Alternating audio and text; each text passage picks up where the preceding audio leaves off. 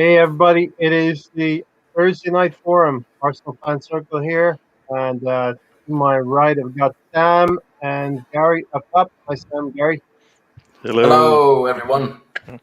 and down bottom right hand corner, we got Alonso. He's grabbing something to eat real quick. He'll come back to us, and we've got Tony at the bottom. Tony, welcome. Welcome to the countdown, the wrap up. Welcome to the end of the show. Welcome. Yeah, usually I do long outros to wrap up. Yeah. Cade Mila Fulcher, welcome everyone. Cordia. You are all welcome here at this Arsenal fan circle.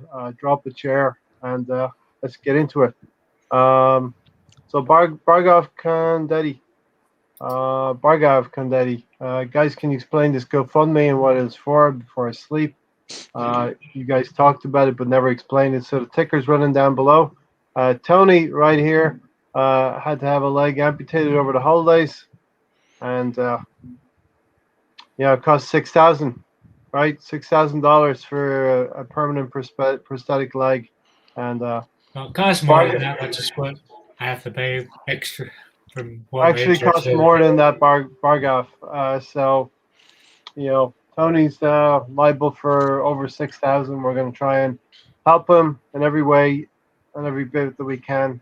Every little bit is going to help as well. So this is the U.S. system, right, Tony? Yeah, check your wallet first. $25K what it actually cost.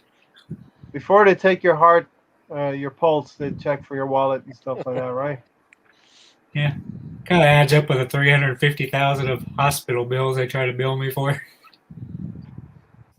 Yeah. So listen, Bargov. So I hope we answered your question before you go to bed, and thanks for stopping by. Hopefully, you'll think about donating. If not, please share the link amongst your friends on your social media, and that goes for everyone watching here. Listen, we are here for good stuff, Sam. Let's just look back a little bit. Sunday morning now, right? It was last Sunday. We went up and beat Leicester City side. Yeah, it was a good result, wasn't it? Terrible start, but we ended up playing well, and it was a good result. Fantastic result at the end of the day. A surprise. Took everyone by surprise, especially when we saw the lineup. But at the end of the day, it came out good, and some good performances from some unlikely heroes, and like Willian all of a sudden coming out of his shell a bit, and Pepe seems to be a bit more consistent now, and another good performance from Erdegaard, who came on for Smith Rowe. Yeah. Smith Rowe looks a bit spent. Maybe we should looking at resting him. But yeah, it's a very good performance, and this is as we've all been saying since then. We want to see more of it. We want to see consistency now. Not just this type of performance every blue moon. Once every blue moon. Yeah, and we've had our issues up until Christmas time, but I think we've been mostly consistent since then. A couple of blips here and there, but now, Gary, is really the time to start putting in performances. Now it's the time of the season, what you call the nitty-gritty part of the season.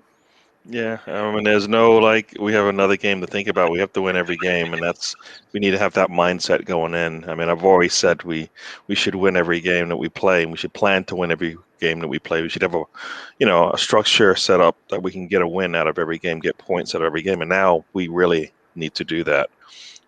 Everything helps us. Every game helps us build for the next one and build for what we want to do at the end of the season, as far as finishing in either top 6, top 4, or even winning the Europa. We all need it. It's all going to help. So, yeah, we need to be perfect. It's not impossible. Mm-hmm. It's not impossible to win 12 games in a row. Right? Manchester City is showing us that it can be done. Right? Yeah, we should definitely. We did it. It was the beginning of the 2000s, wasn't it? We went on 11 or 12 game streak, wasn't it, to win the league?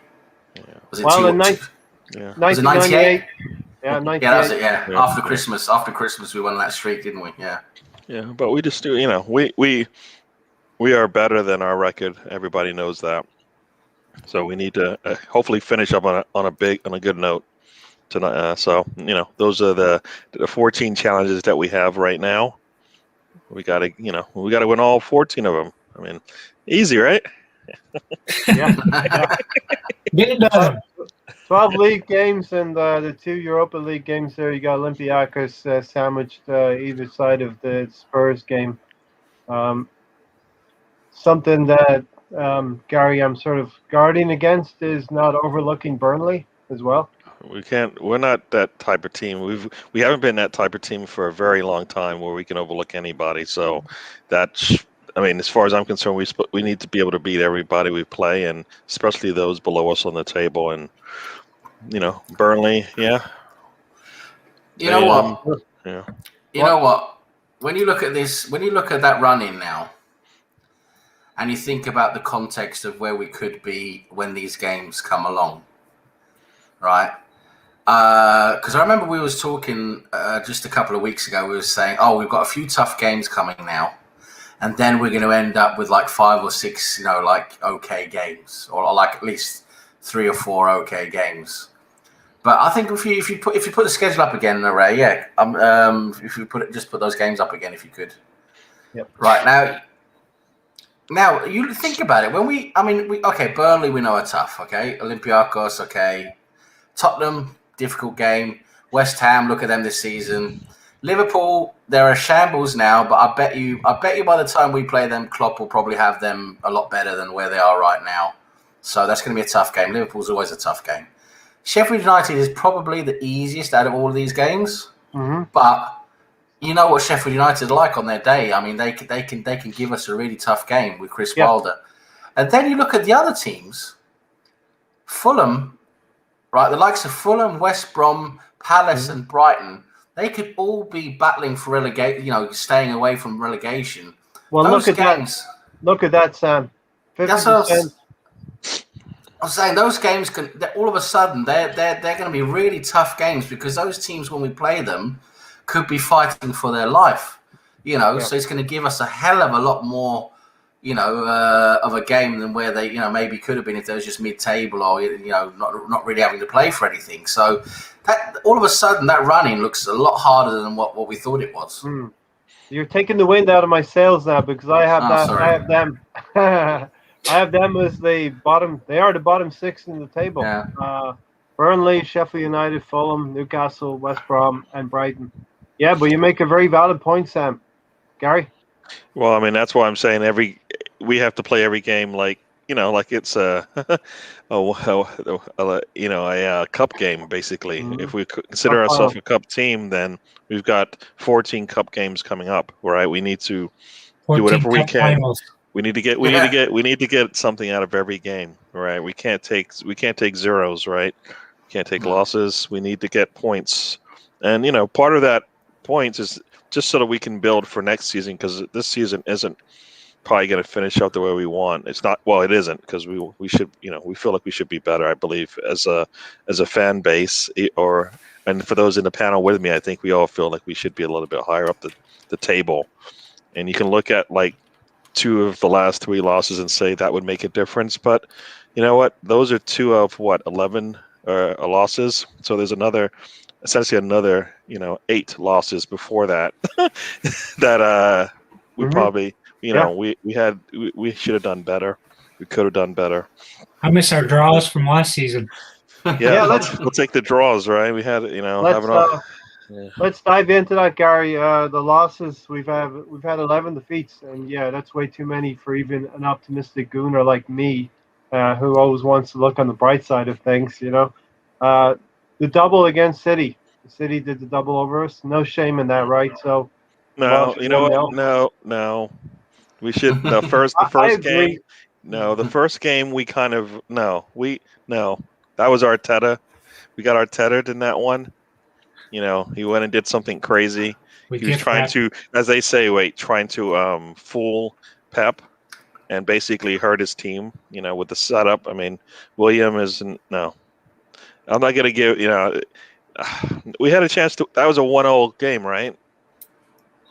And we had chances, so no. It was, nah. Gary's not handing out any passes. I'm like, no. This the last one we played them, we did essentially the same thing. We basically came into that game not trying to win it, and we lost. Surprise, you know. And look, I would have loved to have gone toe to toe with Manchester City and try to find out how far away we are from that team. We got no beat on that, Gary, at all. Well, in it's not that. game. Yeah, it's not that. It's not that. It's more the case that we need to be able to play our style no matter what, no matter who we're playing against, or because we're not at the point where we can make changes unless he significantly made a change and went to 3 at the back and went defensive, which he didn't do. Then for me, that means that he's trying to play his style of ball, which should look totally different than what we saw. So that's kind of where I go with that. I expected, this season for us to kind of stick with the 3 at the back, just because I thought, you know what, he's still trying to figure it out. Partway through the season, we realized, no, 4 at the back is what he wants to do. Why didn't we start the season that way? Because now, you kind of set yourself back, and now you've got the youngsters playing 4 at the back, and your senior players in the Premier League playing 3 at the back. And how do you do that? I mean, you can't even handle like a Guendouzi, but you're going to do that. To me, that's just, no, it should have been easier to stick with whatever your plan was coming in for the season and stick with that from day one and go. And by this time, we wouldn't be trying to we wouldn't have waited till December to figure out what our style was. And then when we got healthy, we would already been playing that style already. Maybe we take more losses.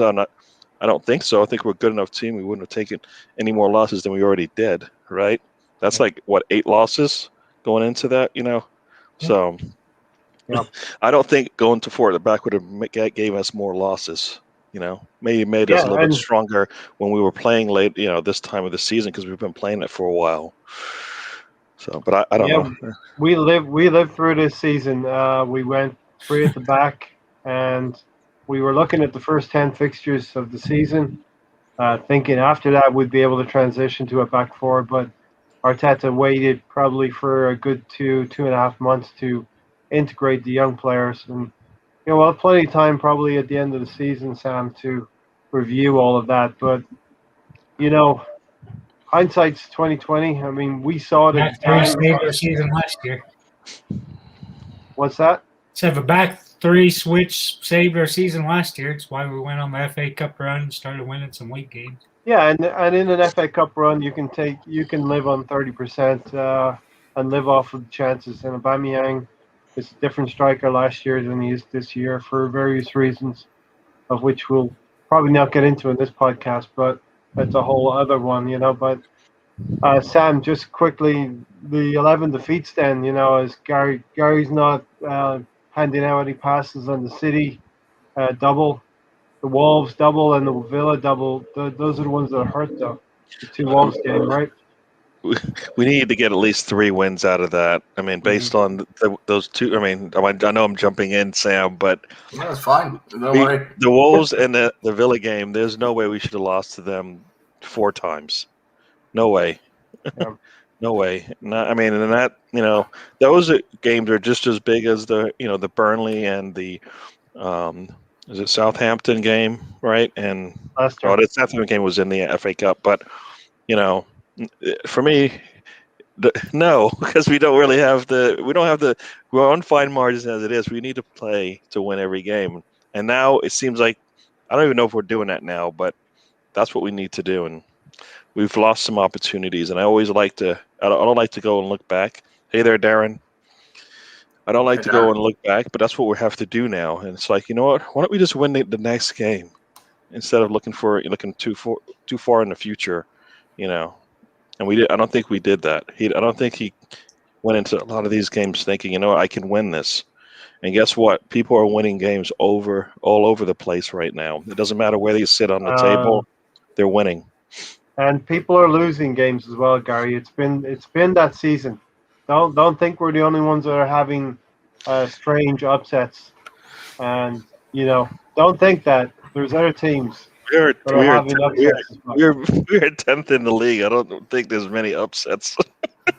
No, but there is strange upsets. Fulham beat Everton. Everton has had some up and down results as well. Now, could we do better? Yeah, certainly we could do better. But unfortunately, we're at this point right now, Sam, where we are in the season, and these 12 games we're talking about, and I was coming at this with the optimistic viewpoint that I have. 50% of the last 12 games are versus the actual bottom six in the table. But you make a great point, Sam. And there's always, right about Easter, there's always relegation teams that get great results against bigger sides. So Well, that's yeah, the thing. you're right to That's the thing. caution. Yeah, see, this is the thing. I mean, on paper, you're thinking, yeah, bottom six, they're the teams that have performed the worst over the season. Yes, they are. On paper, they're the six, worst teams in the league. They're worse than us. But, all of a sudden, each of those games becomes, a potential banana peel because, when we're playing these teams, they're going to really want those points, to stay up. And I think the further out we get, I mean, by the time we get to, I think maybe Newcastle will be safe, but when we get to a WBA or West Brom and Brighton at the end there,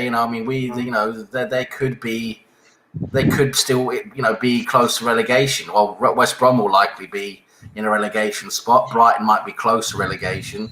So those games are going to be really tough. I mean, they're going to really, really give us everything they've got to stay alive, right? So all of a sudden, these games are not as easy as they look on paper, and that unfortunately, is something that we're gonna probably struggle with, and this is all our own doing because we had such a terrible first half of the season, so we're having to clean up now and try and do our best now to try and salvage what we can from the season, but that first half of the season has just ruined so much for us. Yeah, we're definitely playing catch up. Tony, I want to get you in now. Sam makes some great points. Those bottom six teams will be very, very tough to win games against them. But I'm looking at the last four games. We got West Brom, Crystal Palace, Brighton, and Chelsea. I want at least 9 points out of those four games, and it's going to come to a point in the season where our players need to go and grab the points and prove themselves against the relegation teams that are going to be fighting tooth and nail, Tony. Yeah, last year we kind of started slipping up against our relegation teams at the end of the season. Hopefully we don't make the same mistake this year. Like I said earlier, every game has to be like a cup final. You got to go out there and win it. There's no room for error, really, especially if you want to get into Europe. I don't see how we're going to get in the top six without pretty much running the table, since there's still teams that have games in hand over us. We're sitting 10th, and it's going to be a struggle to get up there to 6th. Yeah, and Sam, running the table means, we got to walk over 4th, 5th, 6th, 7th, and 8th place. Very tough. It's very tough. I mean, the way the table looks now, I mean, we're 9 points up to 4th, 7 points up to 6th. Even 8th is 5 points ahead of us. I mean, to make up those points with the games we've got, and you've got to consider these other guys, they're so many teams have to drop at the same time. Even with this, I mean, they've been making up points. I mean, we were talking about this weeks ago that we think we can make up the points, but you can see, just as I said back then, you're not making up points. There's too many variables that have to happen for that, for that to happen. So it's just not probable at all. So, at the moment we're looking at now, maybe we'll get a 9th or an 8th, maybe. But at the moment, even that's looking tough because 8th is 5 points ahead of us.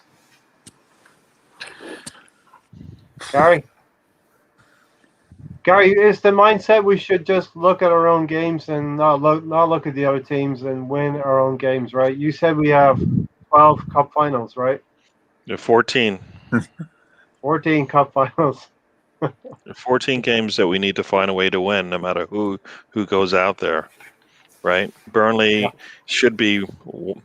I know it's a tough game because it's on the road and all of that, but it's got to be one of our easier ones because they get worse, right? Either we're playing a team that we struggle with in general, or like you said, towards the end of the season, we're playing against teams that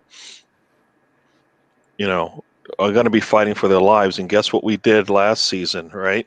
I think what we lost and we tied in towards the end of the season in games that we needed, really, right? So we need to be able to fight like we fight in the cup games. Or I said we used to in the cup games, and until this season we decided maybe not. So that's the thing that gives me pause, because I'm like, when does he figure out that he has to win every game? Because I think that was already that's a month ago, right? We should have went into a lot of games thinking we got to win this, and I don't think he did. So that's my challenge, is whether he's going to do that, Arteta.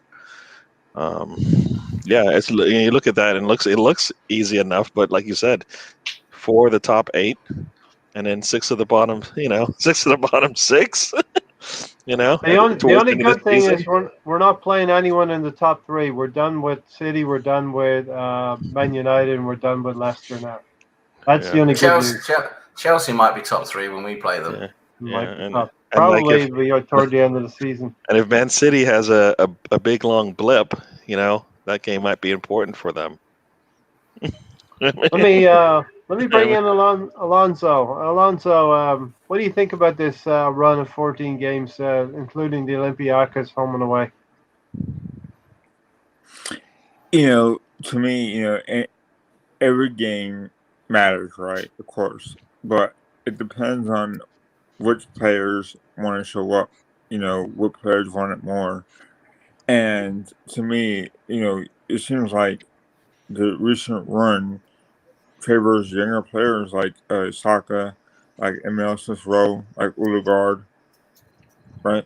So, these kids obviously want to prove themselves because of the upcoming Euros, and they have a point to make. And, I think that this year they've been more important because they've come on in the point where Arsenal as a football club needed them the most, and I think we could ride this wave of young players. The way they've injected life into the club before our first half. I wouldn't say failure, but lack of communication, I guess. And they can make this football club better, and it shows that they have. And they could lead into something bigger, hopefully, in the next couple of months. Yeah, Sam, do you get a sense that players are playing for the Euros at this point in time? I don't get the sense that they're playing for the Euros, and of course, not having crowds make it difficult. Alonso? Yeah, sorry, I meant like younger players on the team making their case for Euros, like Saka and Emil Smith Rowe. I think that they have a case for being on the England team, I guess. No, for sure. I mean, Sam, I think Saka is a shoe-in for England. Yeah, but he's still going to want to perform well, isn't he? He's still going to want to show that he wants to be there. So him and the likes. There's other players as well, right? I mean, they're on loan. Maitland-Niles is in question, but he's at West Brom, right? For us, we're also maybe a Smith Rowe. Maybe he can jump into that. Probably not, because there's too many other people in front of him. But Saka's definitely going to want to give as much as he can to make sure he's like you say, make sure he's a shoe-in for the England squad. Yeah, Tony. All right, so let's go back to the Leicester game real quick. Tony, the fact that Willian stepped forward, the fact that Pepe stepped forward, does this show you a kind of a competition going on within the squad now? Kind of 1-2 games. It's hard to say. Hasn't been proven enough. Yeah, Ray's becoming a beatnik, Darren. That's really what we're looking for, Sam. Now we're looking for the continuation from this Leicester performance, which was really amazing. Well, the thing we were sort of Our problem has been, after Christmas that, our problem actually has been the whole season that Consistency. these players who are supposed to be our best players, the Pepes, the Williams, the Aubameyangs, these guys are supposed to be our best performers, keeping the youngsters out of the team. The youngsters are only supposed to just come in and relieve them, be relief basically. But what happened was, through, I noticed, this whole different discussion through being forced and everything, all of a sudden Smith Rowe, Saka, even the likes of, Martinelli for a couple of games, all of a sudden we were forced to play them to start creating some chances and score goals. And all of a sudden they became the first team players, and who we thought originally were the first team players became the backup. And the problem was the backup we saw weren't performing. When they came in as substitutes or when they came in for rotation, they just weren't performing. It was like the guys who are supposed to be first team players had like given up. It was like they just, they weren't there. There's no guts, no motivation. So that's been a real problem. And now when they finally stepped up now for Leicester, they came in and played a good game. Now that's what I hope to see now. I hope to see these players who have been underperforming, the Williams, the Pepes. I think Aubameyang still struggled, to be honest. He's still not looking great. But, for these guys to now, what we want to see is them to come in and when they come in on rotation, they're starting games, you want them to perform because that's what they haven't been doing. So then all of a sudden we have a team that's working when you've got a first team and you've got youngsters who are coming in on rotation, who are doing the job. All of a sudden we have a squad that's working, and that's where we can start, pulling everything together and actually getting some points and getting somewhere, right? Instead of just having a few players who are pulling the weight for everyone else.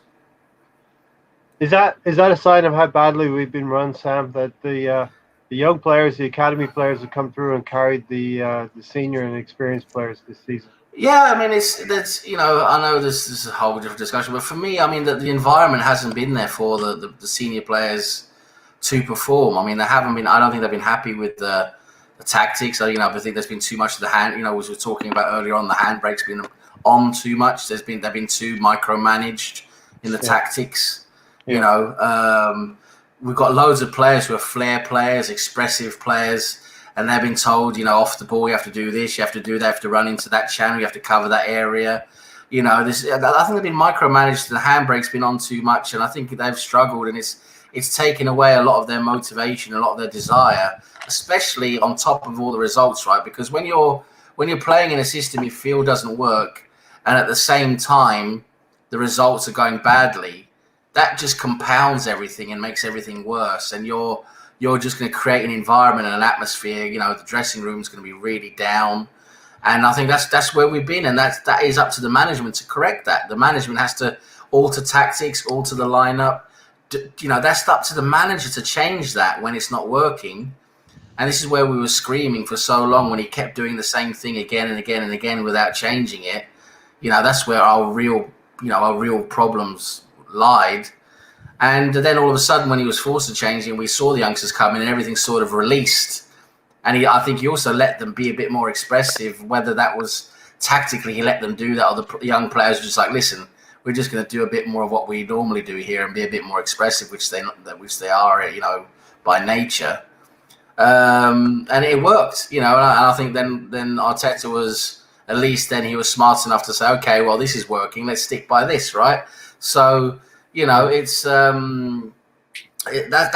the issue. It's that the environment hasn't been there for them to thrive and perform well, and it's just now we're starting to see things maybe come together a little bit, maybe after one game. But as I'm saying, we have to see now for Burnley, because most likely a lot of these same guys. Well, I would think that some of the same guys will be playing again against Burnley if he wants to save some legs against Olympiacos.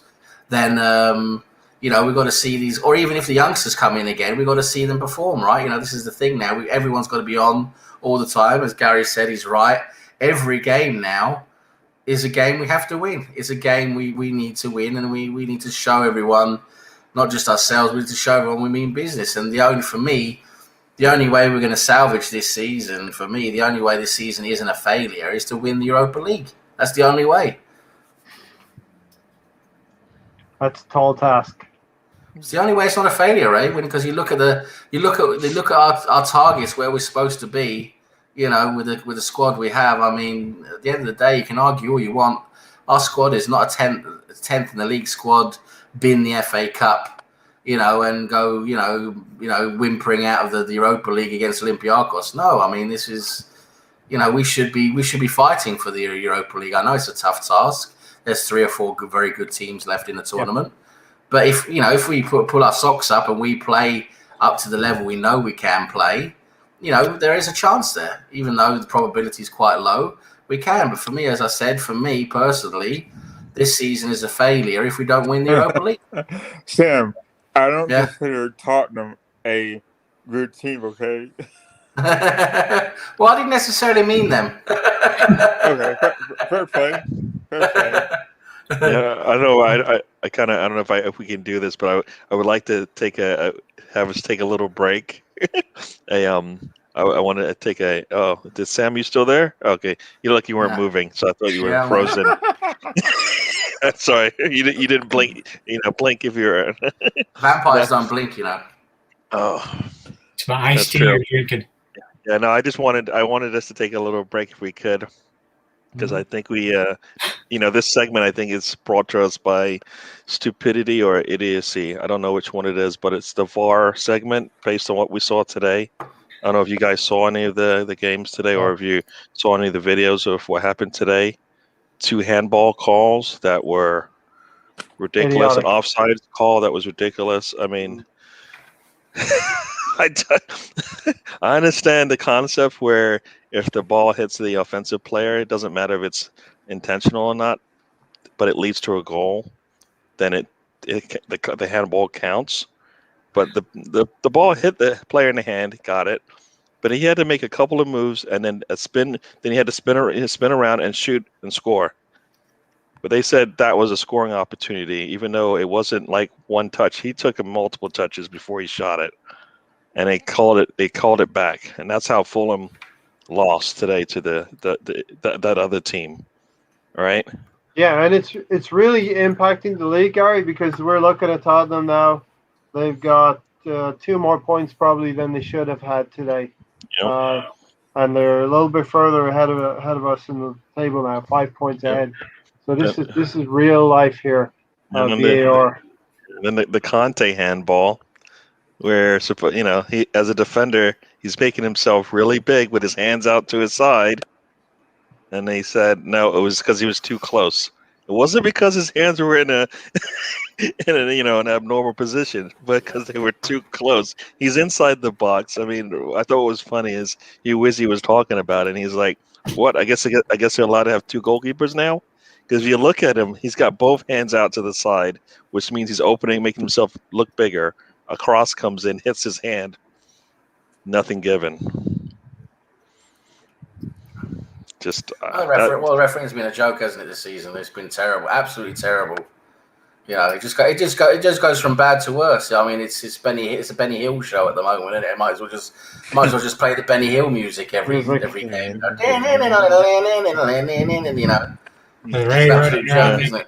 I mean, not that I want these teams to win, but then they called the offsides on Werner when it was his arm that was in front of the defender, which I supposedly thought you can't score with your arm. So I don't know. In the FA, the English FA, any body part's offside, isn't it? Basically, you can be offside with your willy, I suppose, if you want to. But, Well, let's take this penalty. Was it a penalty call?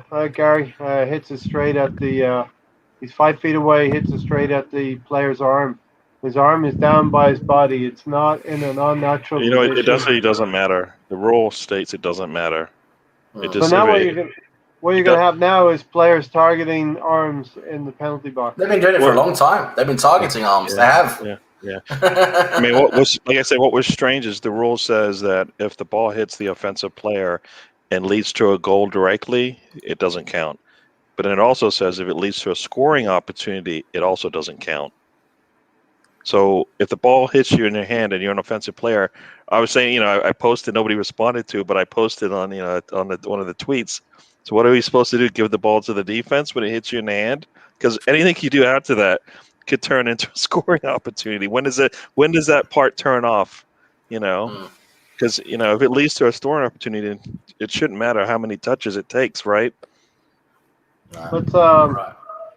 I'm sure everyone's seen the clip about the A1, the league in Australia. They're using VAR perfectly and with full transparency. Everybody at home drinking their beers can hear the conversation between the referees, and they are doing an excellent job in what I'm seeing on that. Anyone want to jump in? Seen it? I haven't seen that, but I will check it out because it's check it true. out. That's what they need to do. They need to make it more transparent, and the guys in the VAR box, for me, they have to be independent. They can't be active referees. Refereeing other matches. It's got to be a separate team, like it is. Like it is. With the NHL and that, and the NFL in America. You got that so-called war room, as they call it. The review room that works for all the games, and just have an independent panel working that, and that's what you have. It works very well, and the referee and whoever he's talking to there, make that transparent. Let people hear what they're saying. I think that would work a lot better. Yeah, I think the reason why they don't want you to hear is because then you'll be hearing. Just a second, I gotta go find this page so I can tell you what just happened, and then and it's that's why it takes so long, because they're looking it up in the mail. I was just looking at Brazzers.com. Hang on one second. I was gonna go down. Well, Gary, it's not a problem if they're telling the truth. If they're speaking truth to what they see, and they have humility to admit that they may have made a mistake somewhere, and to go back and check it, and admit that you have a mistake. I find it interesting that sometimes the call comes from VAR, and sometimes the referee has to make the call. So it's got to be one or the other. It can't be both. Seems like it's usually VAR, though. It don't seem like the match day official. Yeah, I mean, so if that's going to be the case, then it should always be the case. So at least it's consistently bad, or it's not two referees making two different decisions. Because like you said, I'd rather have it be a third party. I don't want it to be somebody. It's got to be independent. Yeah. Because right now it's one of the referees. It happens a lot where the referee's been refereeing the guy in the VAR room making the decisions we're supposed to be monitoring the VAR room, or VAR, whatever we call it, VAR room, center, whatever. It's a big trailer. room. VAR room. Right. He could have been refereeing the same team the week before. It's ridiculous. And they're all backing each other up. As we were saying, it's been used to cover instead of correct. And they're talking to each other. So they say, so what do you got there? And you say, all right, yeah. What do you think? You think it's a penalty? Nah, it's not a penalty. What do you think? Who is it? Is it what's Xhaka saying? Is Xhaka saying that? I tell him to fuck off. It's not a penalty. It's not a penalty. Nah, fuck off. Fuck off, Xhaka. We hate you. Right, it's not a penalty. They're like two little brothers trying to cover up what they did, and the mother's about to find out. You took a tenner from my purse. Yeah. Something like that. No, we didn't. We're going to split the tenner. One more thing. I'm sorry, I took us off on a tangent here, but we always talk about the records that Arsenal breaks, right? But you got Liverpool, who's got two records. Wow. 2 records going on right now. They lost 5 in a row today. They've never lost 5 in a row at home at Anfield ever. But also they have Thiago, who's one of the first players in the last almost 70 years to lose his first 6 home games with a Liverpool shirt on. He's crap. Thiago Alcantara, this amazing player. He just doesn't work for him, does he? He just doesn't. He doesn't suit their system. He hasn't seen a win in every game he's played at home this season. He's a good player in a bad team, Sam.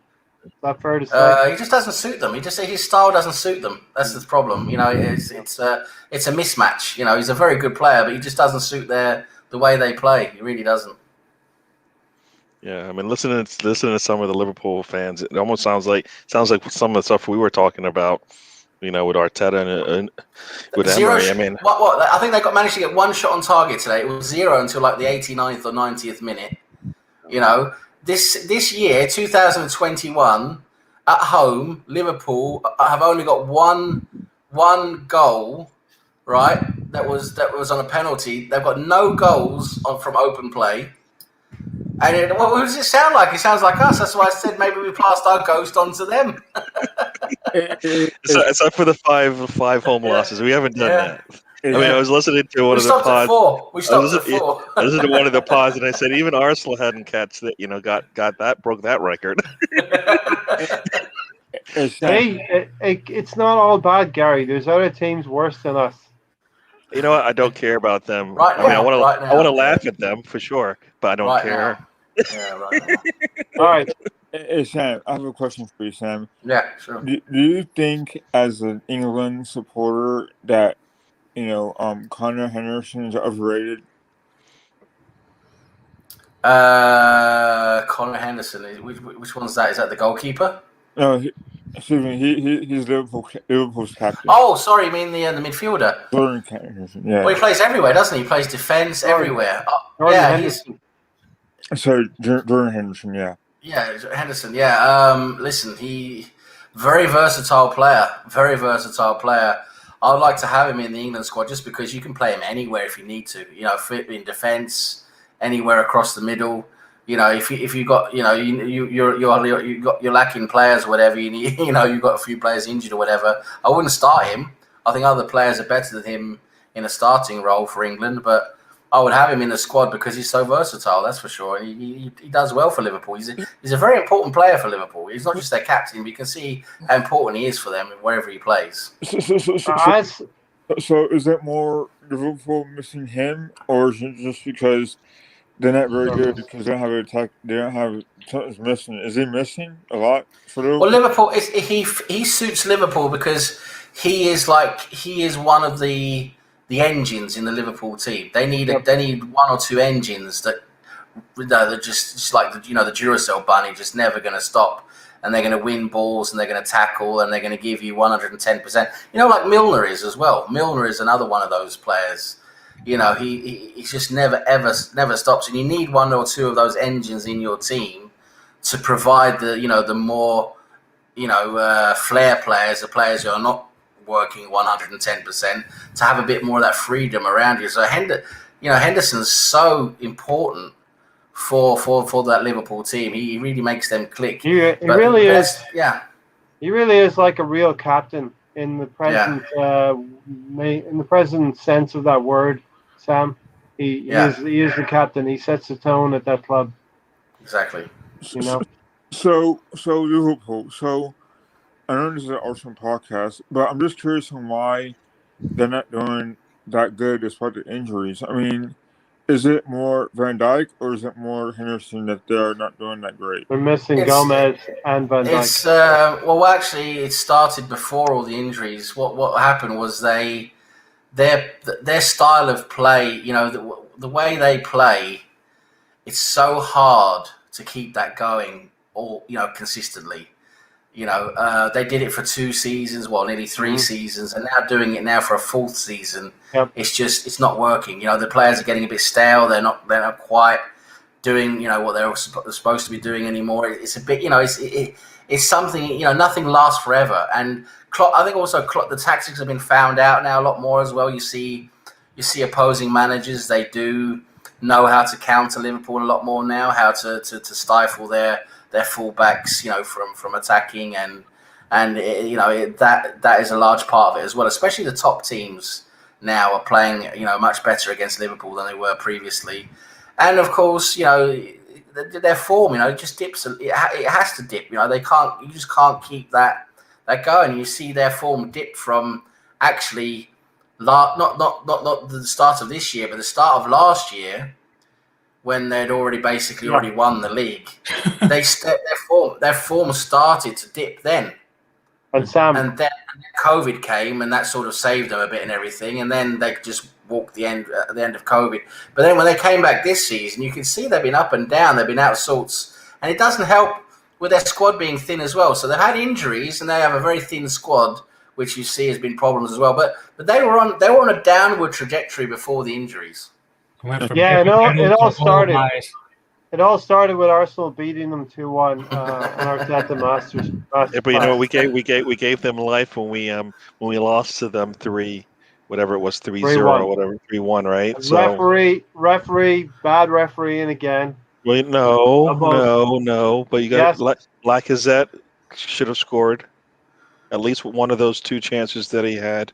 He didn't score one of those 2 chances. He scored on one where he miskicked it, right? We were lucky to get that goal, and he did score. But the other 2, he's got to score. I'm sorry. No, he's a striker. He's got to score. When there's an agenda against you, the referees won't let you win. The referees will. You know what? Bloody hell. If that was a 2-2 game, I'm kidding. I'm joking. Yeah, I know. Hey, great point, Sam, that you made about Liverpool. They collected 198 points in 2 seasons. That is unheralded. Look what happened to Klopp. People forget what happened to Klopp at Dortmund. He came in, turned everything around, made Dortmund this incredible tornado of an amazing team with the Gegenpress, and blew everyone aside. Got to the Champions League final. Won the league. Managed to beat Bayern Munich. Incredible. And then all of a sudden, playing the same tactics with a lot of the same players, they just lost it. They couldn't keep it going.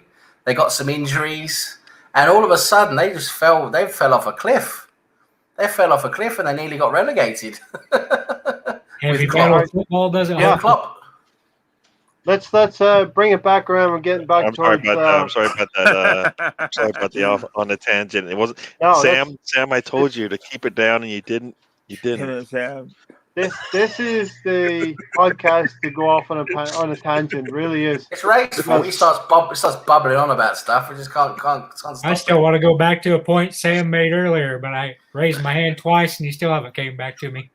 Oh, is that? I thought it was just a spasm. All right. Well, let's get Darren's.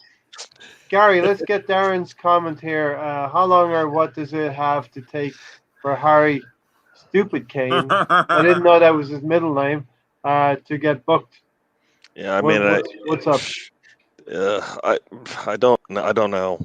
I don't know. I mean, as somebody said, it's a conspiracy, and it must be a conspiracy in England. He cannot get a card or whatever, and he's too much a pretty boy to get that, right? So, yeah, the fact that they won is so disappointing because they should have lost. They should at least tied that game to drew that game. So.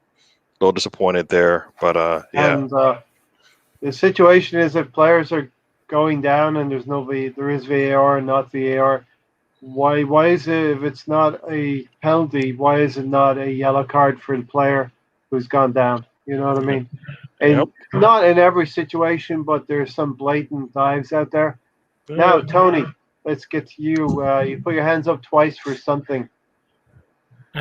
Yeah, go back to Sam's point on Arteta micromanaging and just wondering how much higher in the table we'd be if we had crowds drowning out him shouting all the damn time. I think that gets the players tight. I think enough, but I just wonder how much higher in the table we'd be. He might not have a job though if he was. You know what? There might be more meltdowns like the Jocker meltdown last year. If this was based on the way we were playing and the way with the fans in the stands, I think it could have been a mess. We could have been talking like we're in 15th in the table, going, "Oh man." Well, I actually have this theory that if we had a normal season with fans back to normal, I don't think Arteta would have survived the Burnley game. I think there would have been revolts after that game. Well, Sam, I have a similar poll, not worded exactly the same way, but I have a similar poll going right now. It's 71% in favor and 30% against. So I would say it would be along those lines, 70-30. Well, what's the question? How did you question the poll? Well, I will put out another one, but this one said. So what you said is just bollocks, right? It's just basically bollocks. It didn't go your way. It didn't go your way. So you got to bullshit. No, this is the way it was worded. Do you feel since Arteta has become coach, then manager, the club has changed direction in their approach? Well, isn't that sort of like a, 70% yes. isn't that a loaded question? Yeah, but it's loaded in favor of me. Bullshit. Of course, it's going to change direction. How is it not going to change direction? It's going to change All right, direction. I guarantee But- you. I'm but Needle not, has a the question move, is Ray. whether it's better or worse. That's what you got to ask. that's what I said. Yes, the right direction, or no, more of the same. But what's that got to do with the Burnley game? Nothing. We're not talking about the Burnley game. I was just saying, you would have probably been gone by the Burnley game if we'd had fans. That's what I said. I will put a poll out. I will put a poll out for that, but I really believe it'll be 70-30 or even more in favor of not firing Arteta. If his name wasn't Arteta, what would be the chances? Because you always have to know there's a loud majority and there's a silent minority. But you know what? Loud minority and silent Supposedly, majority. all of these things that happened with our team, it's because of the fans and this and that. We had to sign Aubameyang because of the fans, right? That was that's the reason why he's still here, supposedly, right? No, that wasn't a reason. There wasn't. Fans do not control the club. So you don't. Okay. We want. I would say. Gary. I would say to Gary's point that I understand what you're saying, and there is a lot of truth in what you're saying. That the fans really did want Aubameyang to stay, and there was a lot of, the thought of him running his contract down and just going, right. We were all really disgusted about that, right? So, I think it's true in the fans sort of saying, yeah, let's give him a contract. I think that was definitely a lot to do with the fans. I would actually agree with that point. Well, what's going to happen? What's going to happen with Lacazette? They're going to sell him. That's what's going to happen to him. We can't have that much money tied into three players. Mm-hmm. I know, you know what I mean? There's three players that we have, $170 million tied into, and we're not going to get half of that back, if a third. So, they're at that crucial point now, the 2-year mark, right? So you have to decide. You have to decide: are you going to extend his contract, or are you going to sell him? Because that's the only two options you have. And there is a lot of fans who want to extend Lacazette, and I think that is the wrong decision. We can't afford that. We don't have the money to do that. Yeah. We need to generate money from him. Yeah. Sell Nketiah as well. Get Nketiah out the door. Yeah. And from those two players, we could probably buy one good striker. Yeah. And bring them in. I saw a report that Leicester's interested in what's his name? Edouard, yeah. So yeah, he's been linked to Edouard. But we can't. He's going to want to raise. We don't need to spend more money on strikers, do we? We're trying to spend one less and get Partey a partner before we. What we're trying to do is a player who's coming into his 30s. We want to start cashing in and getting some money back. And not that he's going to retire here with the club.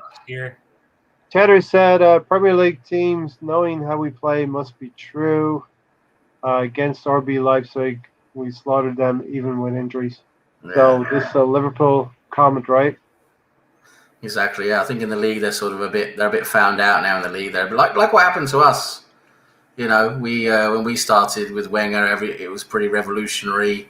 We wiped everyone off the pitch, and all of a sudden, everyone found us out. Right? Everyone found us out. That's not what happened, Sam. We didn't wipe anybody off the. No way. When Wenger first came in, we didn't wipe anybody off the map. Yes, we did. We did. In '96, with smoke screens. Come on. What are you talking about? It's the same.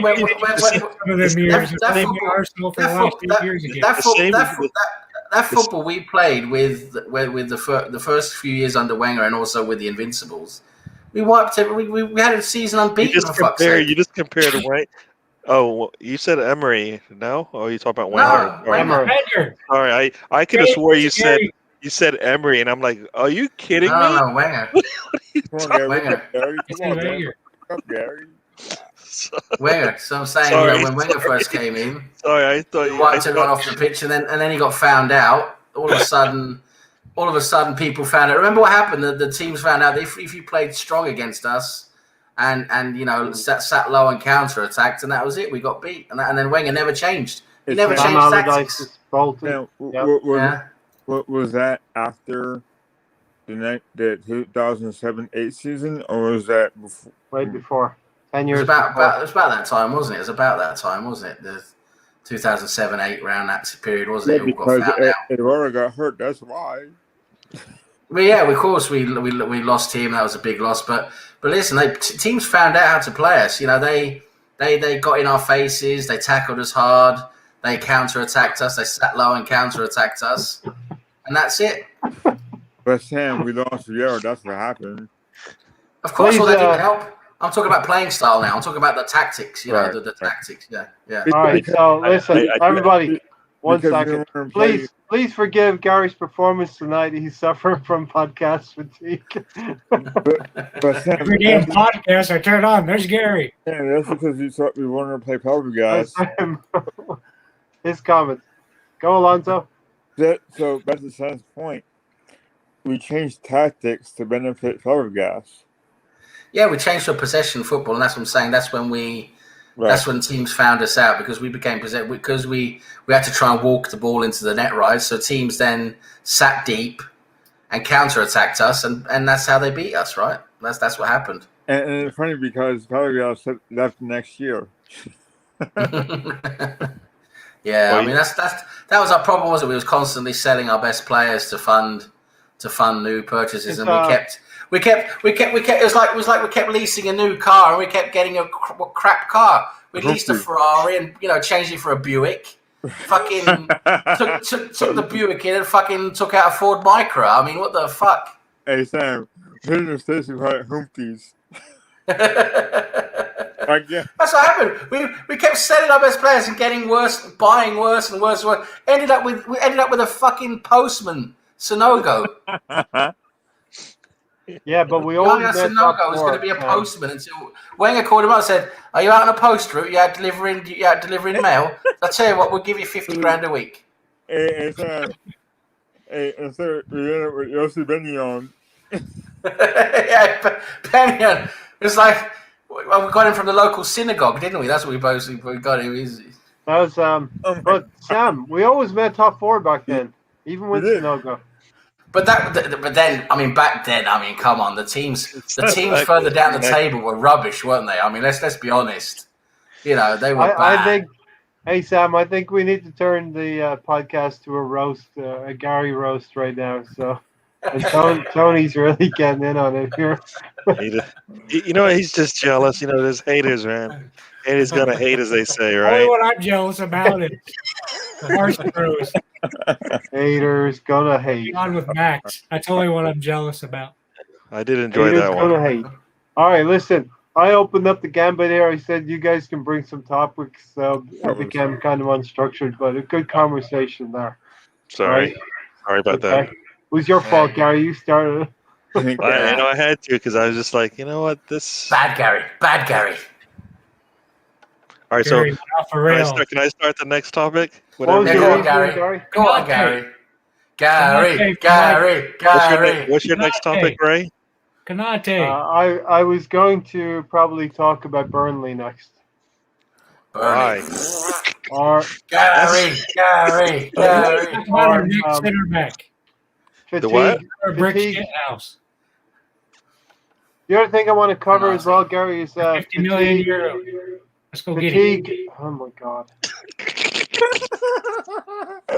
You can mute him, I can, yeah. I have that power.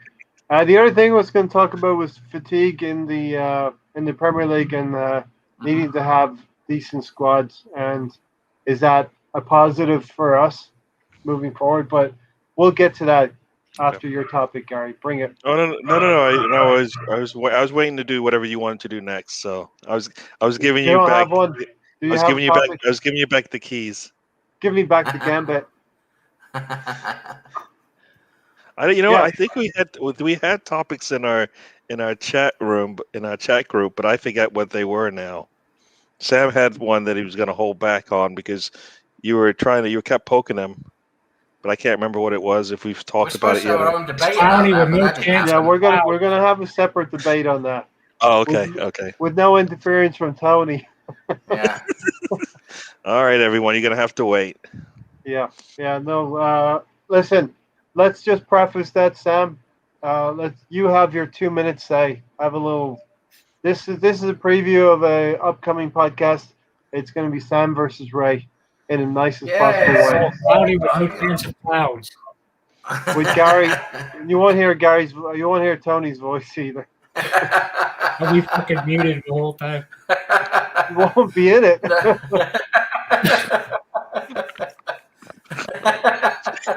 No, it's just we're just talking about the whole Project Arteta thing and how I'm still a skeptic. I don't think we're going in the right direction. I think we need to change You're skeptic. managers. I mean, I thought you were pretty set in stone.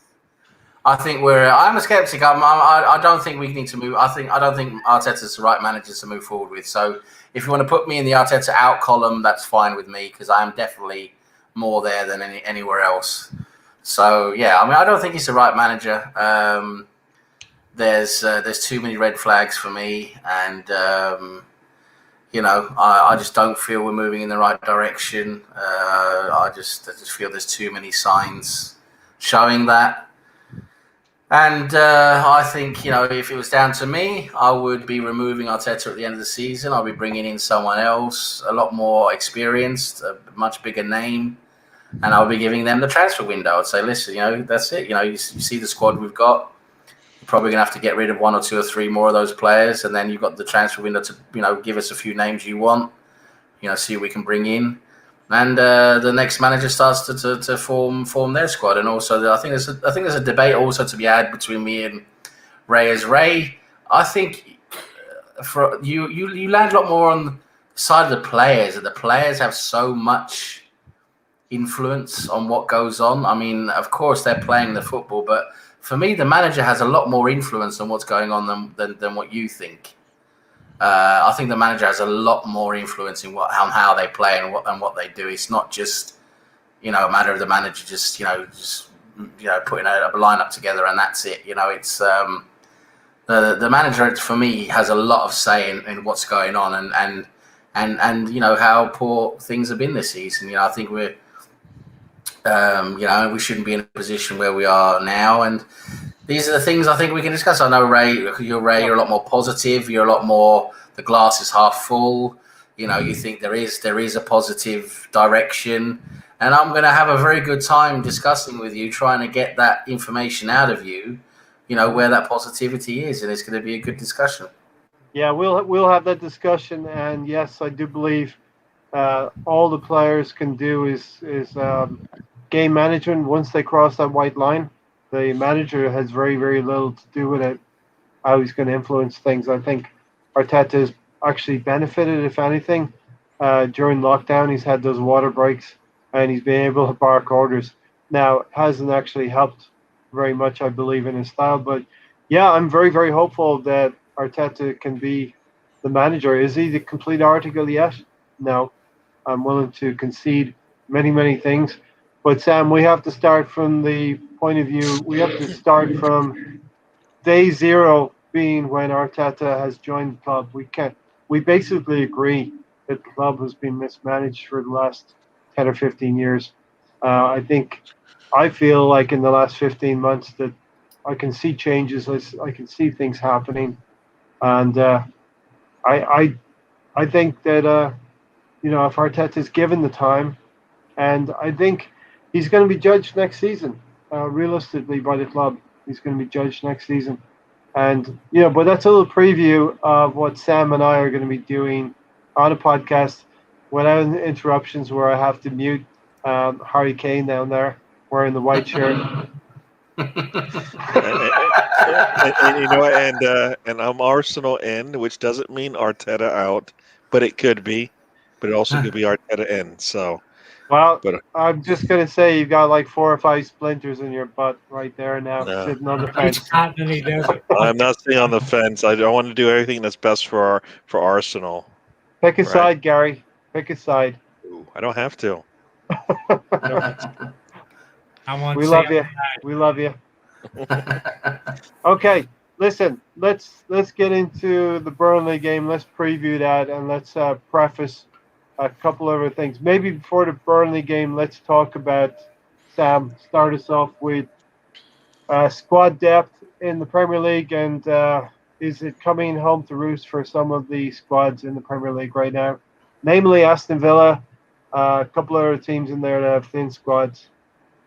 Yeah, I mean, we've seen it this season now. Like you say, the whole COVID thing, which has created a unprecedented season this season, where it's been compressed. Games have to be, played with more frequency. The whole season's condensed now to fit in the Euros, to then get the next season underway. On time. It's a real tall order for the players this season compared to normal seasons. A lot less days break.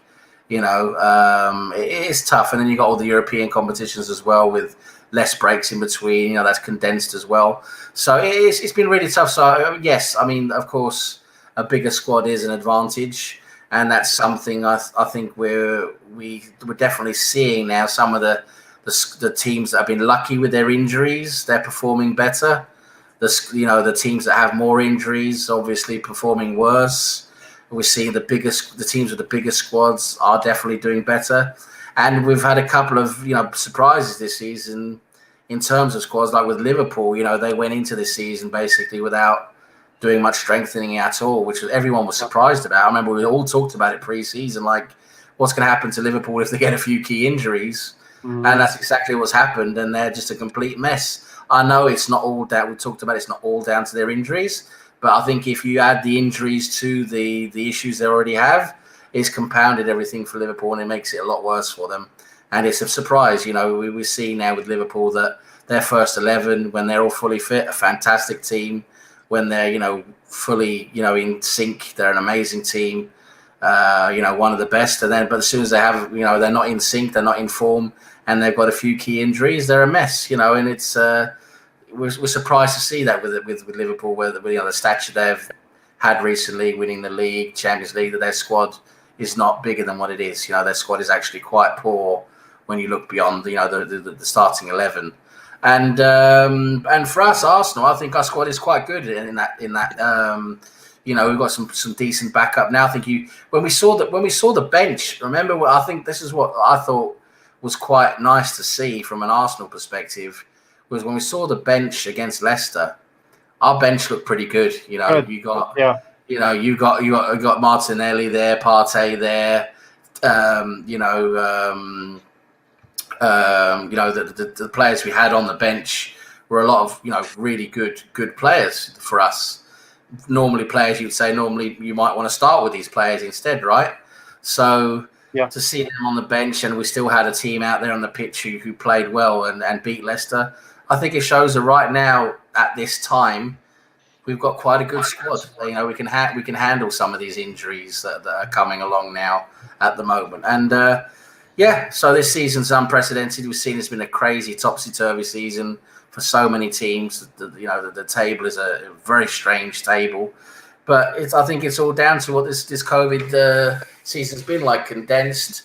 It's been really tough on legs, really tough on players, and without fans as well. I think that's had a role as well. Without fans, I think some teams have performed a lot worse at home without fans.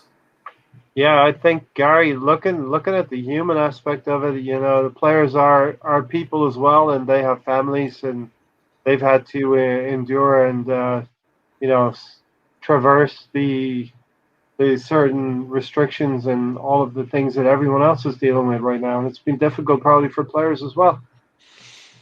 Yep, they are people just like us, right? They have a lot of challenges outside of the off the field as well. So, but yeah, I mean, it is a challenge, but I mean, they're playing, so you might as well play. You might as well, as I say, don't waste the trip when you get out there, right? So, and we're seeing that now. Every player. I mean, like you said, every player, we have a decent bench now, and every player on there is fighting to get back onto the field. We haven't had that in a while where you looked at the bench and went, Well, Mhm. our defense is going to struggle today, or I hope we don't get behind because we don't have anybody on the bench that's going to help us get a goal. Now we have it on both sides, right? So we're balanced in the sense that our bench has both a defensive and offensive bounce that we might need if we bring somebody on. So that's the good part about this. So yeah, I mean, and we needed it because we haven't had it in a while, and we need it because we need to try to win as many games. So we might have to go to lean on the bench and get something out of those players. We've been able to do that in the Europa League game, and at some point we're going to have to do that in a Premier League game, and get something out of those players. So it'd be nice to see, a Martinelli either come on or start, so that we can see if he still got it. We Yeah. know. So yeah, I think we've set, as a team, we've set ourselves up pretty good for where we are right now. Is it something we would want to see next season? Most likely, probably not. But Do for you think? now, right now, yeah. Do you think, Gary, we're kind of living off of the jet fuel from the Benfica win last Thursday night? I mean, What kickstarted us a little bit? I kind of hope not, because I kind of feel I would like it to be something that we've kind of hit. We've kind of we just struck oil, and we know we're going to have it for a Yeah. while, as Yeah. opposed to just a little blip. I don't want any more blips. I want, this is also where I kind of like think to myself, is this something that was planned, or did we get lucky? Yeah. Benfica, we luckily played Benfica, who is a team that should never have challenged us, and did in 2 games. So they took us right to the Yeah, last minute. and that shouldn't happen. Yes, we Yeah. won it, but this is where I always say, after the match, did Arteta go to his team and say, this is unacceptable, right? This is non-negotiable. This is not the way I set us up to play, right?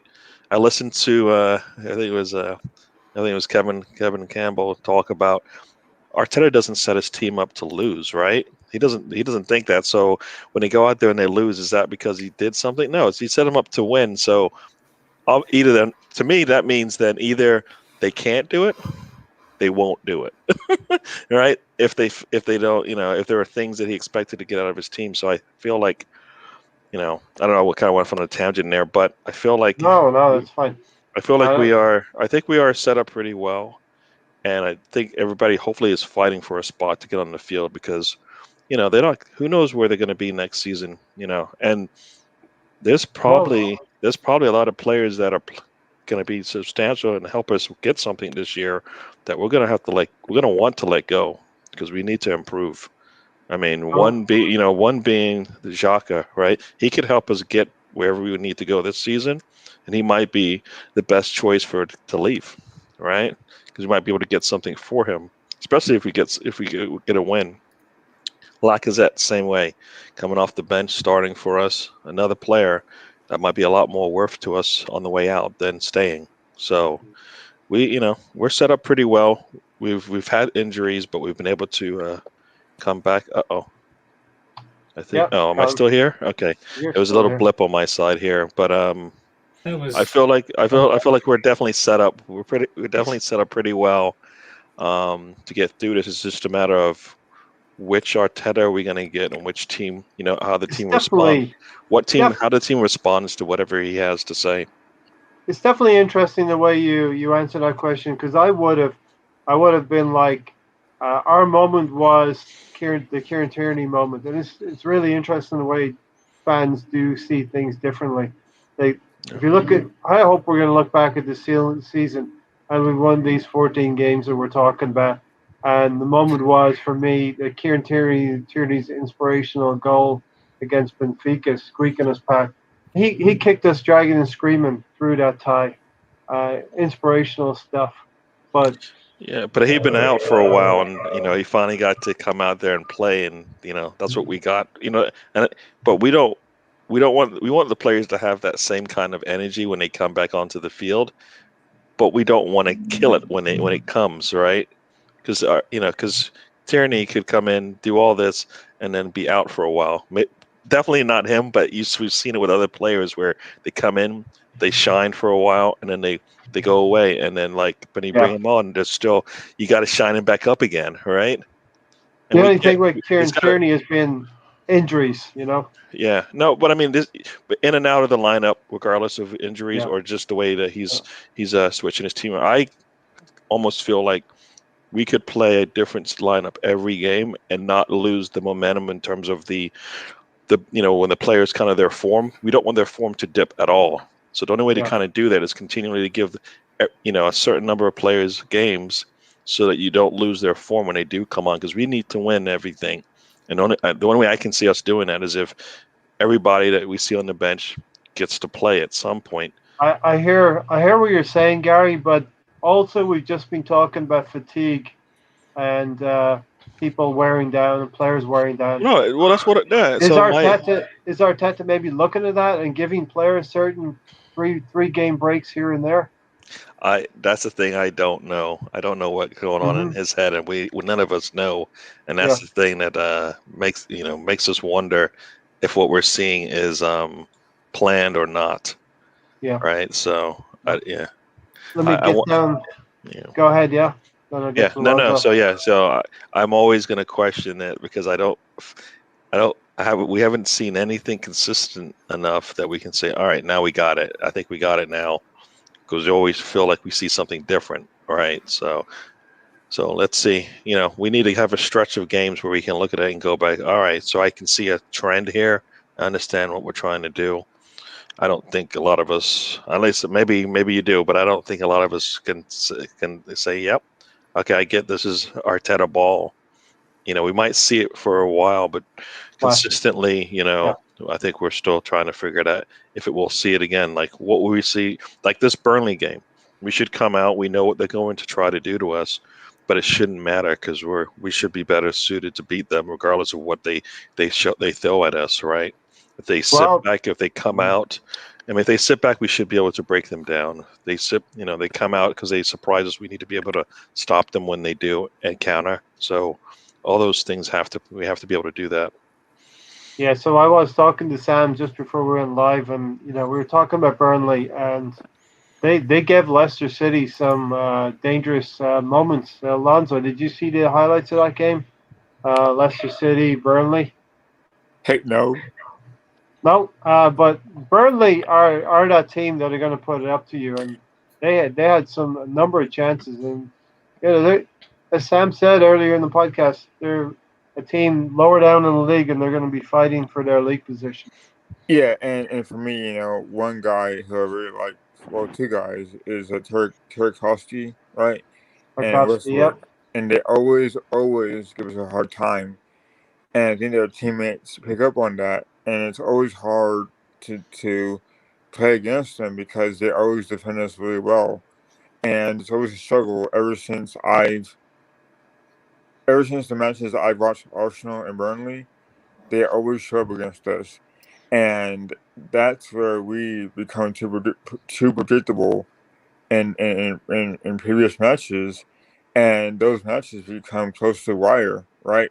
Wasn't it Kashani that scored against Burnley in the 90th minute? Yes. Yeah. See, so they always play us tight, and as a fan of football, you like that. But as a fan of Arsenal, you don't like that because I love that. Yeah.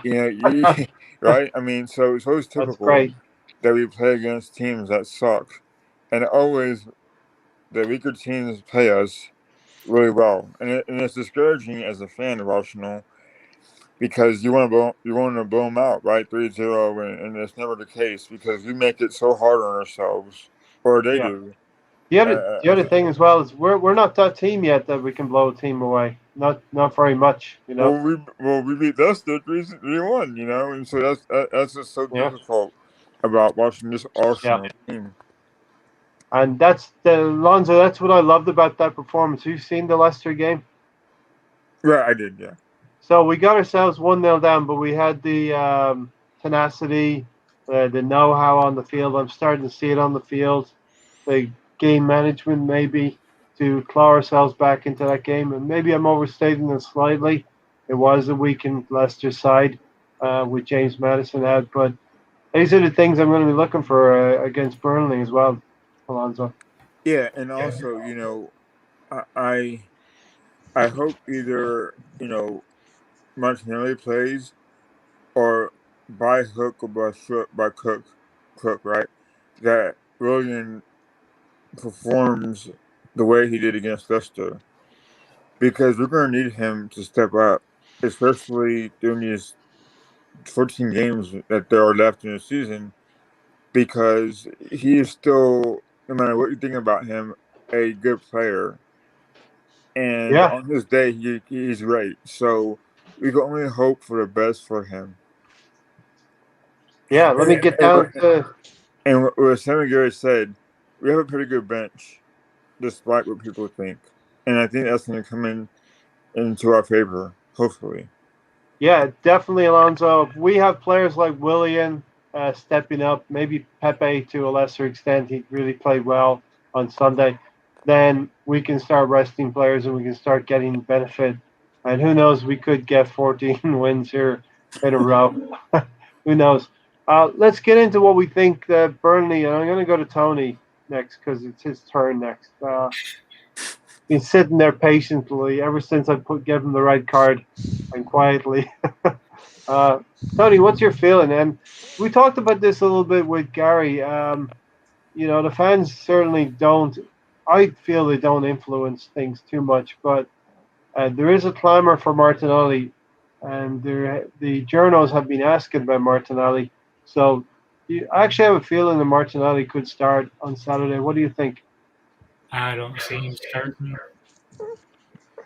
It just seems like he's either protecting him or just doesn't really favor him. I don't know. Recent press conferences, Arteta has been talking about including more of the squad. So I do feel we're going to get a little bit more of a mix, and I do feel we're going to see Martinelli. But you're steadfast in your belief. You won't see Martinelli. I can't convince you. I don't think so. I think maybe a 20 or 30-minute cameo. That's really all he should be getting at this point, I think. All right, let's talk about Pablo Mari. Is he one of our better defenders now? We've won 7 out of 8 games with him.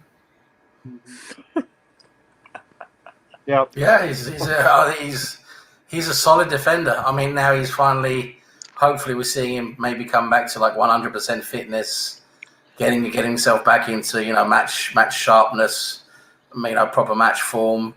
He's a very solid defender. I mean, you saw the way he handled, was it Vardy? I mean, he just made a mess of Vardy. I mean, not only was he just as quick as him, but he just pummeled him. Yeah. I mean, I love that about Pablo Mari, and I think we could be lucky here. I hope I'll touch wood and all that superstitious shit. But I mean, with you don't strike me as superstitious, Sam. We paid his $1 million appearance bonus. I'm just gonna say it though, so you guys shut up. But anyway, so with Pablo Mari, I think we could be very lucky. We might actually have done a really shrewd piece of business there because Cheddar's is not. Cheddar's. Huh? What are you talking about? I'm talking. $1 million appearance. Anyway, so I gotta mute you again. Gotta mute this guy. I mean, he's out of control. Anyway, what I was trying to say, Cheddar's, it was in the chat earlier, as enthusiastic Liverpool supporter. He said something very interesting about Pablo Mari, and that was Cheddar said out of all the, when they were in really top form, Liverpool, really, really flying, really, really going. He said out of all the defenders, he thought, did the best against that team was Pablo Mari in that FIFA World Club Cup final for his team. Was it Flamengo? I think it was, wasn't it? Mm-hmm. He had those Liverpool players in his pocket. He played so well against them in that final. And I'm just thinking, if he can, when Cheddar's says that, I mean, I put a lot of weight in what Cheddar says, and if that's the kind of game he can play, I'm really happy with Pablo Mari. But I want to see him with Gabriel. Gabriel is our monster number 2, our fantastic defender number 2. I want to see them two play together. That's what I want to see. Yeah, I I'm mean, for two I think lefties. those two. Yeah, I think those. Stop with the two lefties because we play two That's righties, Tony's and nobody comment, not mine. says. Yeah, but you're Oh, back. I know you're back. You're no. backing him up because you're just trying to poke the bear, as they say. Antagonizing. Yes. Yeah. Yeah. No, but I mean, I would like to see that one because I think Gabriel needs some seniority there, and he doesn't get that with Holding. I mean, he gets that with Louise, and I think Marie also comes. He doesn't come with as much as doesn't come with as much as Louise has, but Louise comes with a little bit of a risk, right? Which Yeah. Marie, so far I haven't seen him. I haven't even felt like what he scares me. Like something scary is about to happen. I don't think I've ever seen that from him, right? Since he's been on the field, I don't. You want our defenders to be a little bit more imposing, Gary? Yeah, and I think Gabriel has that a little bit. Oh, He needs yeah. but he needs to. Yeah. He needs to be able to control it a little bit better sometimes because it gets him in trouble. Gabriel just needs more experience. Gabriel Yeah. needs more experience, but he is tough. He is tough as boots. He's great in the air. He's fearless. He's ruthless. I think He's a fantastic defender. I think it was the United game where he threw down that one of their players. It was a United game, right, where he threw down. I forgot who it was. Or was it Bruno or somebody? I can't remember who it was. But yeah, so I kind of feel I would like to see that, and I don't know what Arteta doesn't see from a combination like that partnership. Because if he's looking for seniority, I think Marie has it. He's actually won things, right? He's won things. I've seen him with trophies, so that's not it. He's older. Another thing with Marie is that I think he is unfair. I rewatched the goals, the Arsenal Leicester goals, and the Leicester goal, the one they scored. I think people blaming Mari. That's just completely wrong. Mari didn't do anything wrong. He did. He did. No, he didn't. He did. It was No. He should have come across. No. I've played football at quite a high level. I can tell you what Mari did there. He was covering Vardy, and El Neni who should have run and covered over there. He ran completely David the wrong Luiz way. was there as well. David Luiz was also completely in the wrong position. Mari was covering Vardy. Look at it again. He was covering Vardy, and he was running back covering Vardy. He had to do that. You've probably played football at a higher level. I've played it as well, and I think you have to make Tielemans make a pass. You have to pressure Tielemans. But if he comes and meets him, then it's just it's a slide rule pass through to Vardy. Yeah, that's but what it is. There is no guarantee the slide rule pass will connect properly. Who do you take your chances with? Who do you take your chance with at that point? You take where's the biggest danger, though? Where's the biggest danger at that point? Biggest danger is the player with the ball at his feet. Not when you've got a Vardy behind you. He's 35 to 40. When that ball is lost with Xhaka and Willian, fucking up, and the ball is lost and retained by Tielemans, it's about 40. It's about 40 yards away from goal. Yeah. Okay. Yeah. Mari is a long way away from there, and he's got Vardy behind him. And you've got Xhaka, who should be better at coming back. You've got El Neni. You've got El Neni, who instead of running across the cover in that left area, he just runs into the middle for some reason. God knows why. You don't need someone in the middle. And you've got Louise. And you've got Louise, who's also out of position. He shouldn't be in that position where he is. He's out of position. Mari is the defender who's where he's supposed to be, and he's got Vardy 10 yards behind him. So, I'm not blaming Mari for that. You really can't. There's two other players there, Neni and Louise, who should be picking up that slack for me. I'm just saying. Tony will tell you I'm the biggest Mari fan around, and when I did a video about Mari coming, I had some South American comments in there telling me that he's a really, really good player. So, Gary, you wanted to get in? No, I was just gonna say you're wrong. You're wrong, Ray. I'm okay with being wrong because Cheddars. Big up Cheddars in the chat. He's back. Cheddars, he's back. He's backing up what I said. Yeah. There he is. One thing that Pablo Mari, and when people were criticizing those two transfers of Cedric and Pablo Mari, I was quite calm on those two. Well, you know what? The reason why we were complaining is because we can't afford to have players that sign with us who can't even get on the field. I mean, they both could. They both played what 5 games in a year plus. I mean, whatever it was. I mean that we can't afford that. I Injury, mean, no, right? they came in with injuries. You signed a guy who's injured. We can't. We can't do. That's like no. That seems like bad business to me. Yes, it turned out, but we had to. They couldn't play, so we can't waste money. We don't have the money to waste like that, That's not right? wasting money. That's deferred money. Let's You know, give you Cal- wasted money. You don't buy a player so he can sit in a training room. If you bought the right player, is it a waste of money? No, you wasted a year of his. You wasted a year of that contract, right? Because you didn't get to use it. So what? Why? So We someone don't. else didn't. So someone else didn't buy We him. don't. We don't have that much money.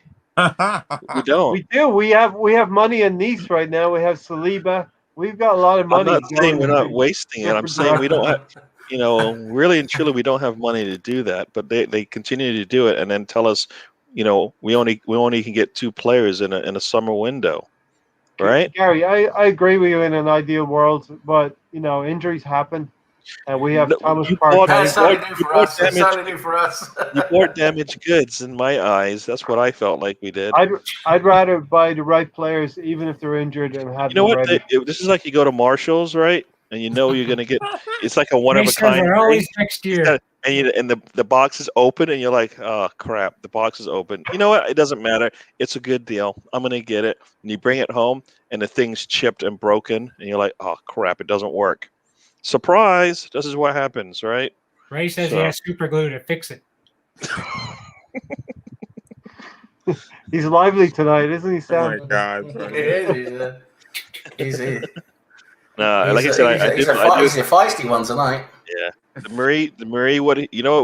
There's been all these moments with the players when they've come out.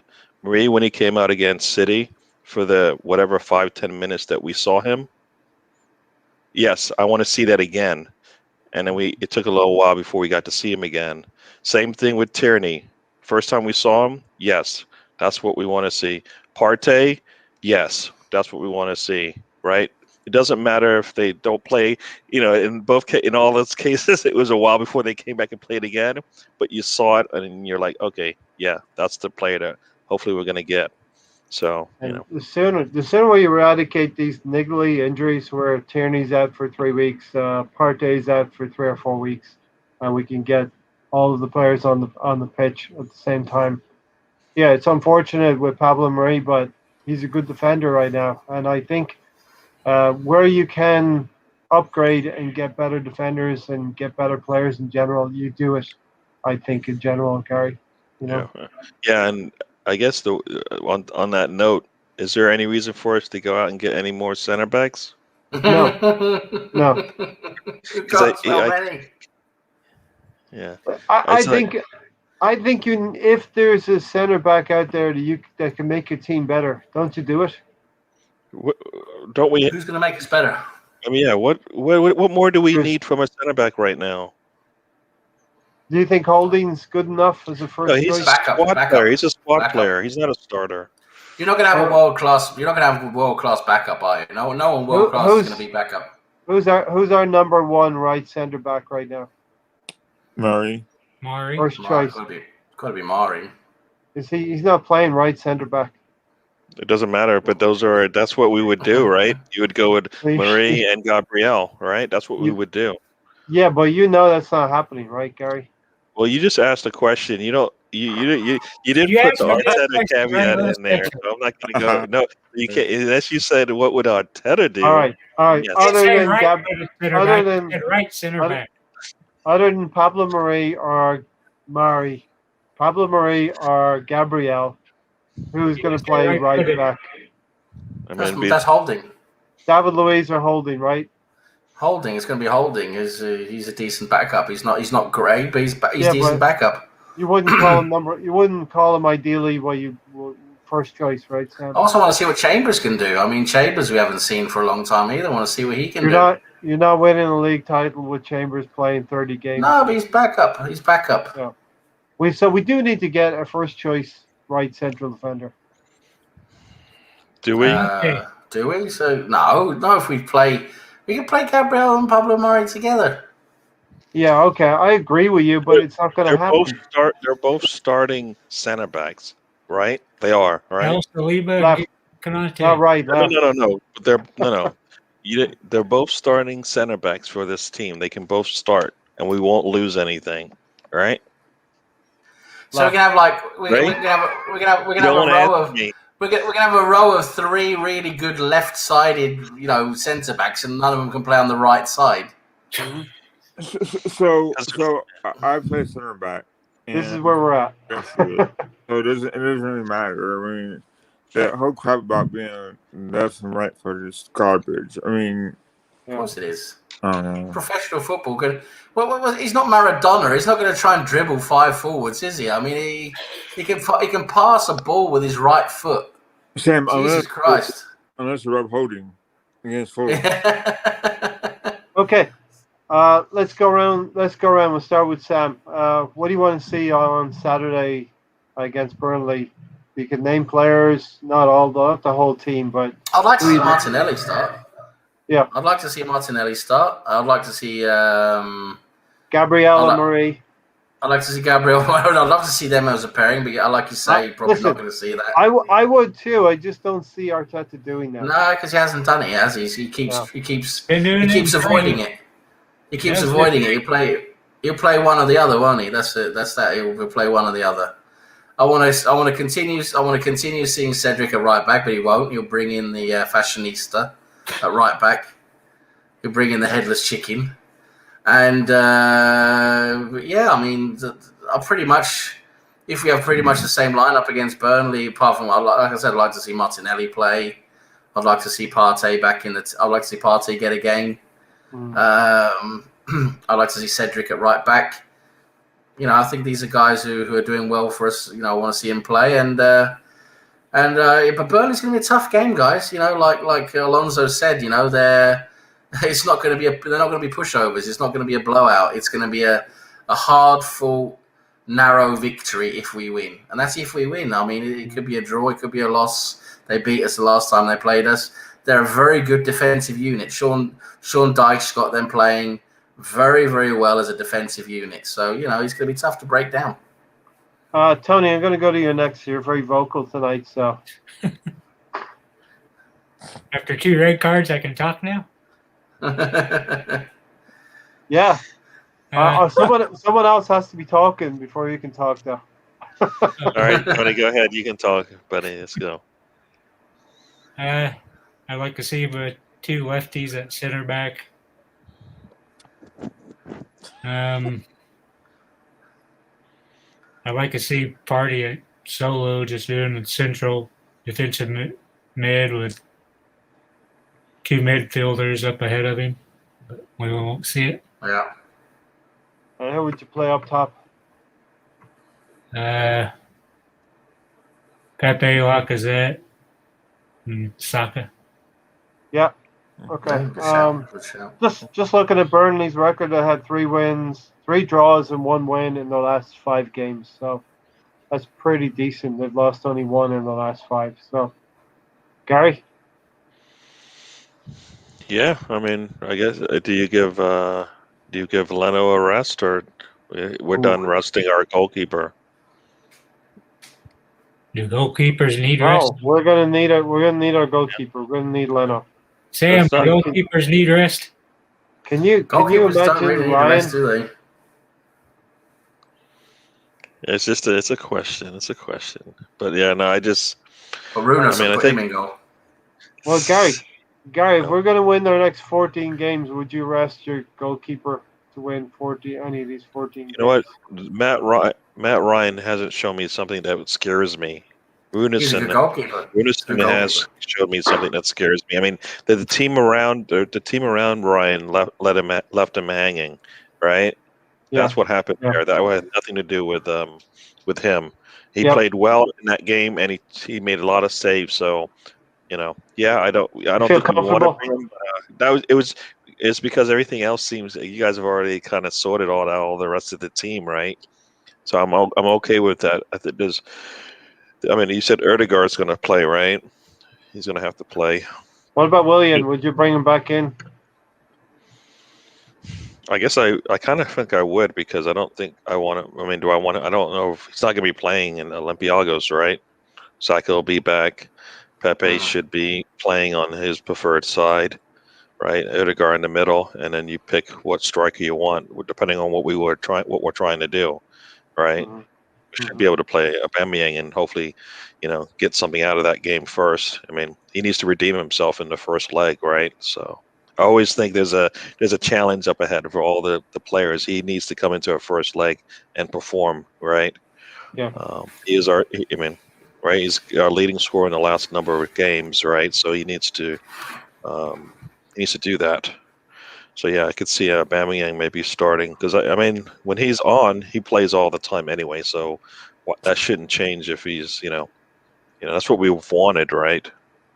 I don't And yeah, I don't know how given it, Olympiacos plays. Do we have to be concerned with the way they play, and does that if would that actually mean that Lacazette would play against them? I'm not familiar with the Olympiacos team, but I feel like our front four is strong enough to be able to combat whatever they have. He's got I remember last season against Olympiacos away, Lacazette did score the goal in Athens. But I would certainly like to see Aubameyang with Saka, Odegaard, and Emil Smith Rowe behind him. And not that we're going to blow teams away, and we know this is going to be a tough game, but I would like maybe Willian, Pepe to be on the subs bench, ready to go if we needed them with 30 minutes to go. And maybe we're all thinking we're going to cut Willian a little bit more of a break next time we see him, but those wounds heal slowly, right? yeah. Well, I don't think he's a starter for us, right, in the big games, No, right? What he's but done. So, if he comes on, maybe we're not going to be as worried, right? well, I mean, we don't. I mean, I would like to see Martinelli so I can prove Arteta can prove us wrong that Yeah. Martinelli can't do just a better job, if not just as well. I'd rather have Martinelli out there doing exactly what Willian can do if he can do that. But we always feel like he can give us a little bit more, and he does. He does. I mean, he shows it when he gets out there. So I would like to see Martinelli come out, have a really good game, you know, and then the questions can be asked: who comes off the bench first, Willian or Martinelli? I mean, Alonso, what do you want to see on Saturday? I want to see forward to back. I want to see Holden and Murray. I don't know. I think that works best. Mm-hmm. I like to see what's his name? Cedric at right back. I want to see Tierney left back. I like Tony's idea of having Hardy in the middle. I don't want to see two midfielders, but I want to see like Saka and Odegaard play in the middle, attacking. I want to see Martinelli, Lacazette, and Pepe in the middle. I want to see Aubameyang come off the bench and Willian. Because I think that's the best options. To have Aubameyang come off the bench and Willian as well. And have Pepe start as regular position. And I don't know. I'm just getting impatient with the way Arteta's been using Martinelli. I think that he's been hurt, yeah, and he's not probably 100%. There has to be something going on there that we don't know about, in Yeah, terms of and fitness. I just want to see him just at least get some at least minutes, more so he can get used to playing again, I guess, regularly. Right. Just gonna ask the whole panel. Does anyone have any your shock choice in the Burnley Arsenal game? Not me. Okay, let's get on to the Nah. next one, Sam. Next, so after Arsenal's beaten Burnley 5-0, Sheffield United. Sheffield United will be playing at home to Southampton. Let's preview the games and have you got your upsets picked, Sam? Yeah, I haven't really had much chance to look through it, but I'll have an upset pick, but it's not Sheffield United or Southampton. That's going to be a shit game. That is. Sheffield United beat Aston Villa this midweek, so we've got to not on Thursday night, but Wednesday nights it was a couple of Sheffield upsets. United Sheffield United are picking up some form now. Wilder's starting to get them going a bit, so they could give and Southampton have been in poor form again. So I think Sheffield United could win this one. I really do. I think they're going to give Southampton a bit of a shock. I mean, they have to start winning. They're 3 points behind the second from last team, West Brom. So to make a fight of it, and they need to win to be 6 points away from Fulham. Then Gary. I actually think Sheffield United will beat Southampton. Southampton have slid off of the cliff so badly. You got your draw a few weeks back to get you some points, Gary. So for Southampton against Chelsea back then, but. What are you thinking, Sheffield United versus Southampton? I have a feeling they're gonna play to their competition a little bit here, and it's gonna be a draw. So not an upset pick, but where is this? Is that Sheffield United? Yeah, Sheffield United, Bramall Lane. Yeah. Tony, what do you think? Sheffield United will win, says Harry Kane. Oh my God. Are you talking to me, Tony? You mad at me? I don't like any of these games. We're good. Alonso. Yeah, I think I'm gonna agree with what Gary said. I think it'd be a 1-1 draw. 1-1 draw. Like Sam said, it'd be a shit guy. Oh, Jesus Christ. Well, that's okay because we'll be like glowing in the win of Arsenal beating Burnley 5-1. And we won't worry about the Sheffield United game at all. Oh my Next God. game up, Villa versus Wolves, Sam. Villa versus Wolves. Yeah. Villa's not been in great form recently. No, they've dropped a bit of form lately. Wolves are up and down. Grealish, I think they're quite. Yeah. Grealish is still out, isn't he? So you know what? I think without Grealish, they're struggling a bit. Wolves, up and down. Like I said, they're quite evenly matched, though. I would say. I mean, I can easily see a draw in this game. To be honest, I don't think either team's going to win. With more than a goal. I'll probably go for a draw in that game. To be honest, I like Wolves in this game, and it's probably going to help us as well in terms of league position. So I'm going to go for Wolves to win against Villa. Gary? Yeah, I mean, I want to see Villa go down, I guess, because since we didn't get it, maybe the Wolves seem to be. They've been playing pretty well. And if Grealish should still be out, right? So I'm going to go with I think the Wolves will surprise them. Mm-hmm. Yeah. Tony? Wolves win by a goal. Yeah. They've a lot. So.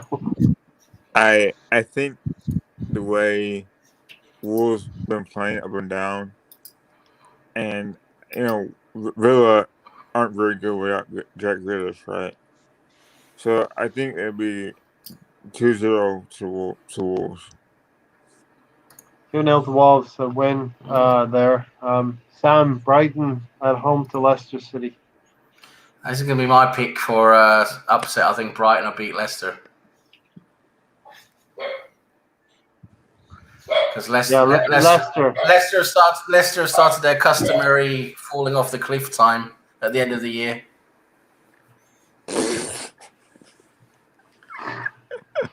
The dogs are keeping Tony busy, right?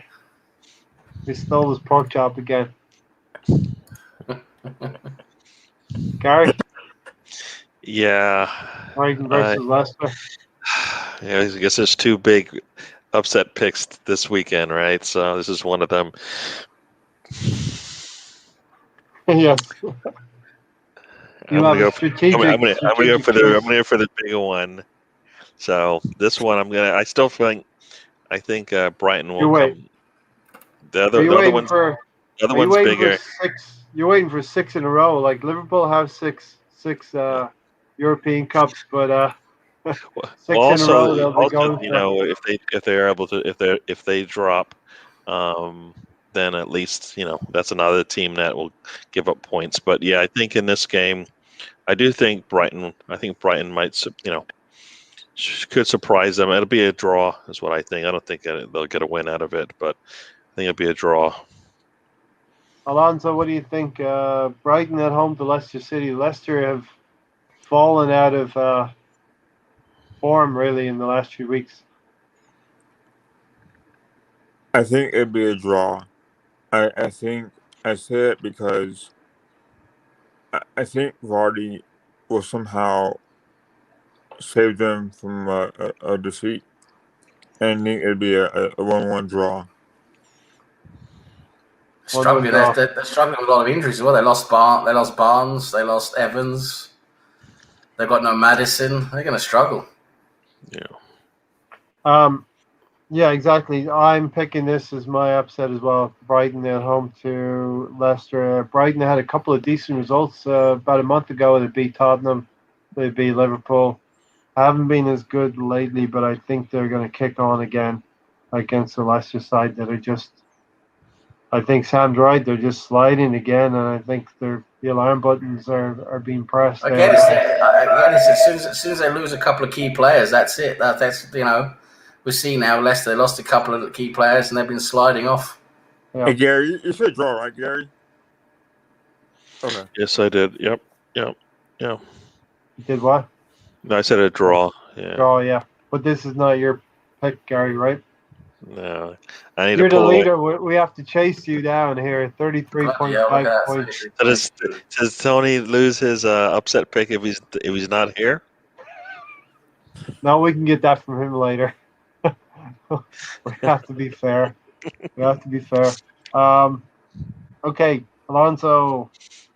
Did we do Brighton Leicester, Alonso, with you? Yeah, it's in a draw. Yeah, Okay, draw. I'll start you off with West Brom against Newcastle.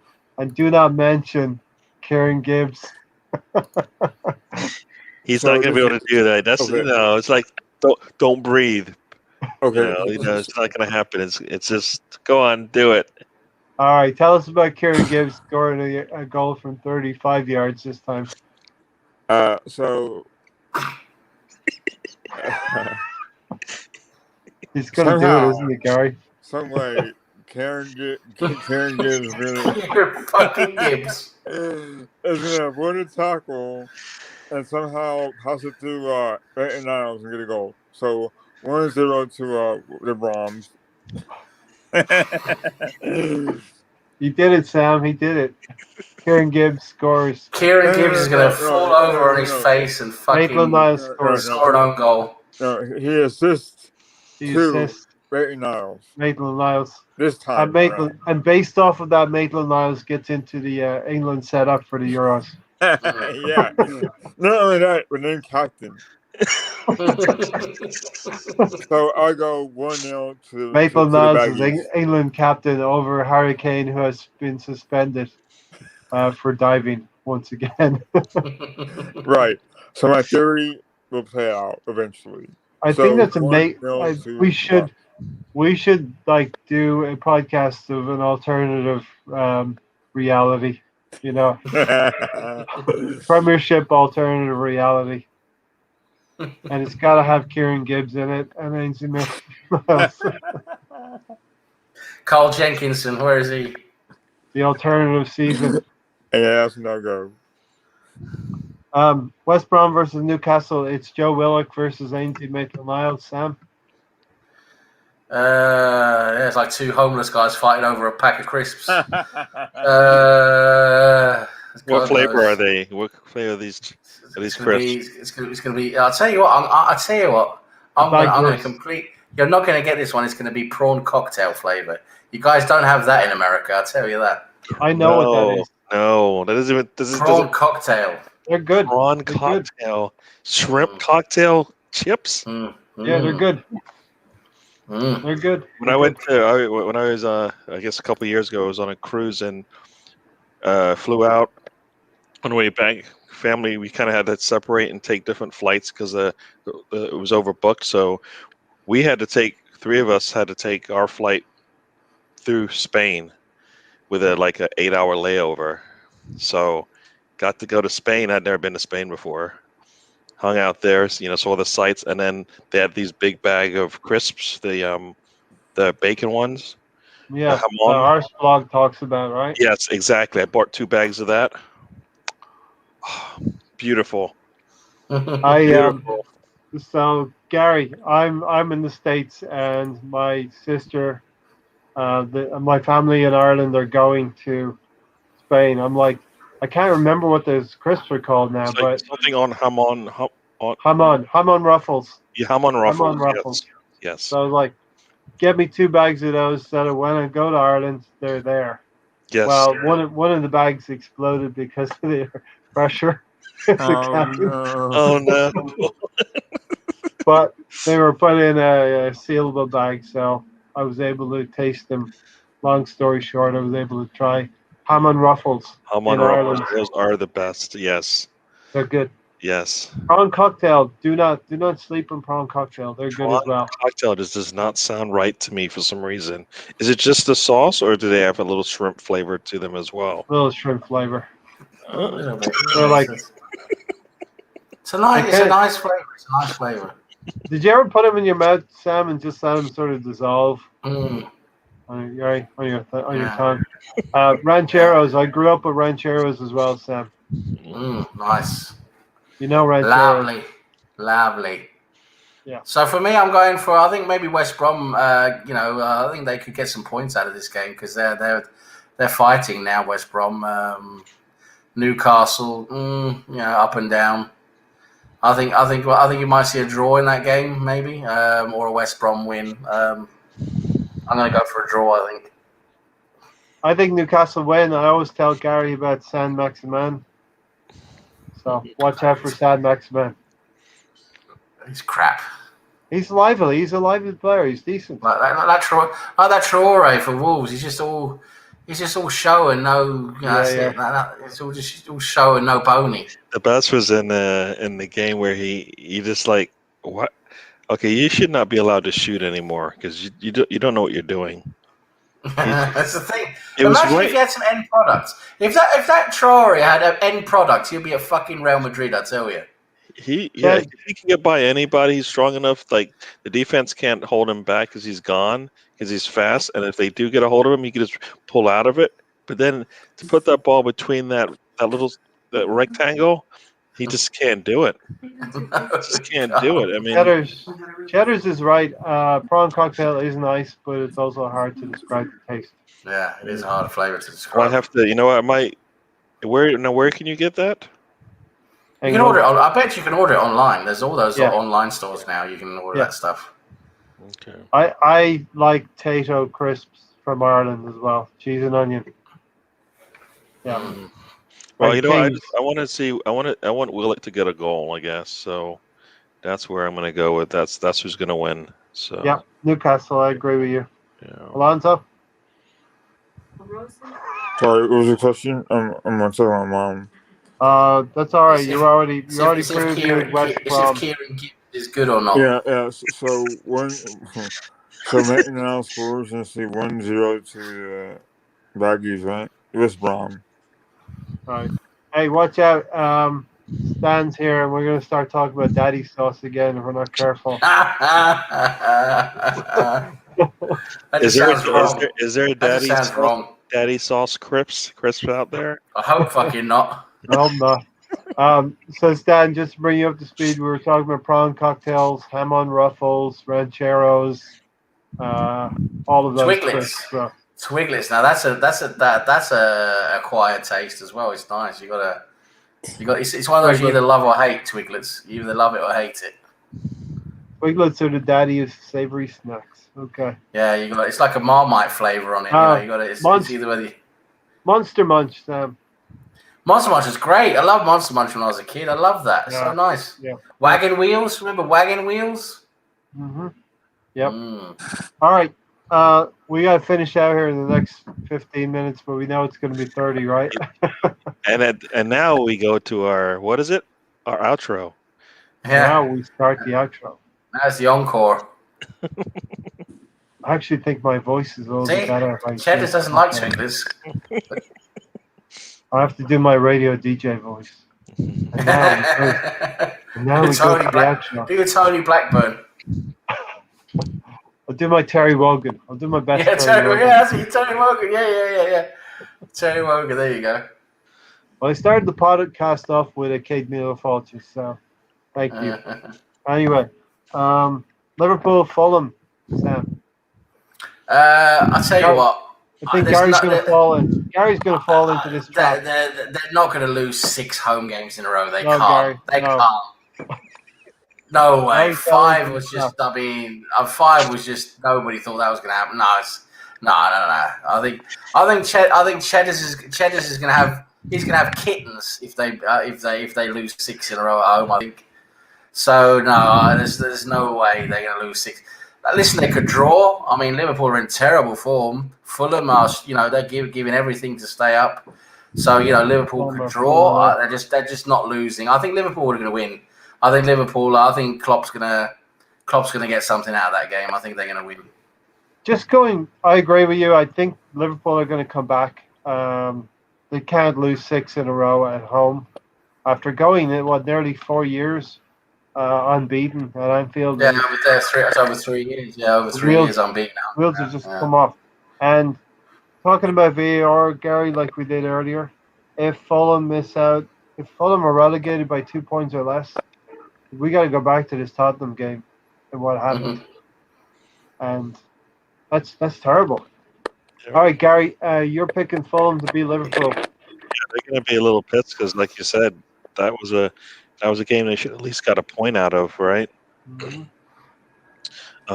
So yeah, I'm and I guess I need it. So yeah, so I'm gonna go with You got a 10-point lead.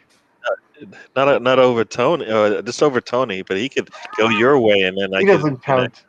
He doesn't count in this thing. But yeah, I think I would like to see 6 in a row, wouldn't we all? You see the meltdown. I mean, also we need to. They might be a team that we're going to have to jump. So once again, we need to get points that other teams aren't. So I think we'll have a quick discussion at the end about what teams we can jump. Yeah. So the teams that way to jump teams if they lose. So this is one of those. All right. We're not catching Leicester City, right? So that's not really for me a team that I want to see us struggle against. But Liverpool is one team that we can catch. So. Yes, they're going to probably come out ready to go, but I think Fulham, they need to get out of this. They're in the zone, right? They want to get out of that zone. The only way to do that is to get a win, right? They missed out on points today, and so they need to get the 3 points. So I'm gonna go with a 2-1 win. Yeah, Fulham. Yeah. That's your shock choice, right? Yeah, that's a choice. Yes. Okay. Yeah. I think Sam and I might be picking up some points this weekend on you, closing the gap once again.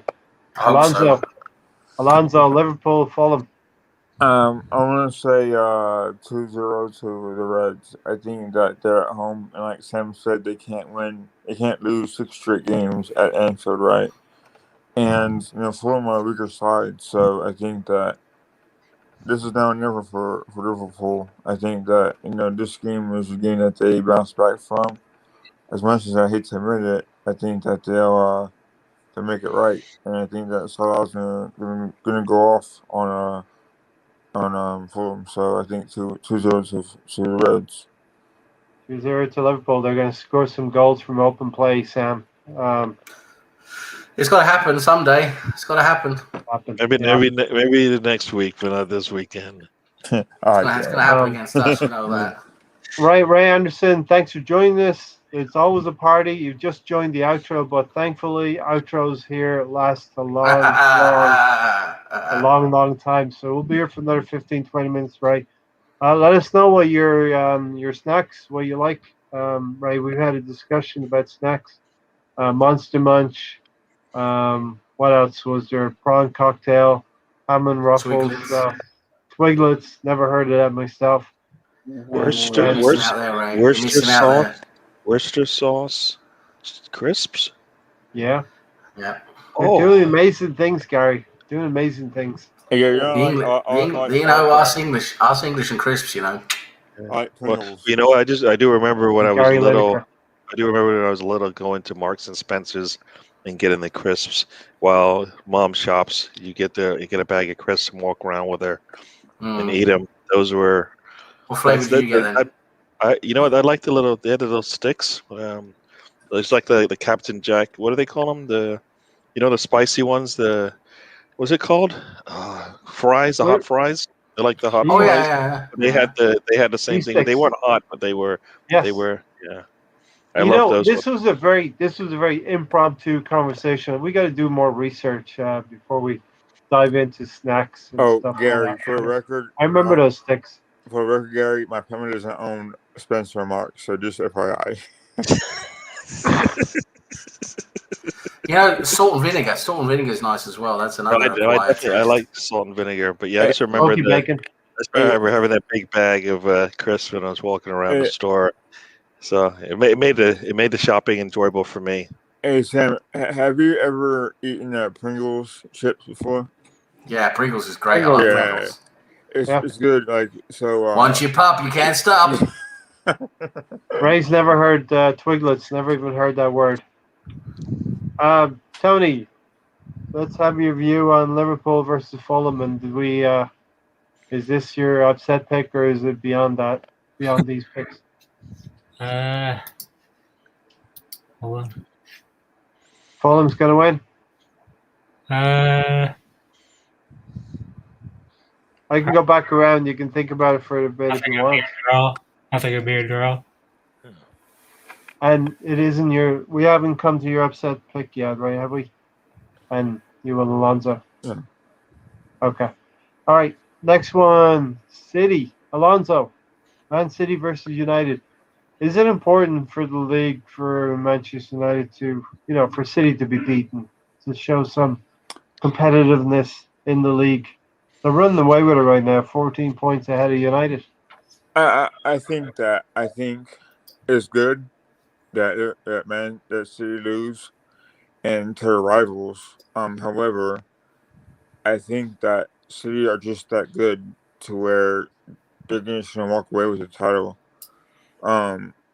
Because let's face it, I think we all can agree on that Manchester United are just an average team at best.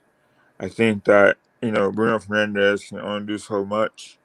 And the way that City defends, I think it'd be hard for him to create space, not only for himself, but for his teammates as well. And, I think Pogbau's still hurt, right?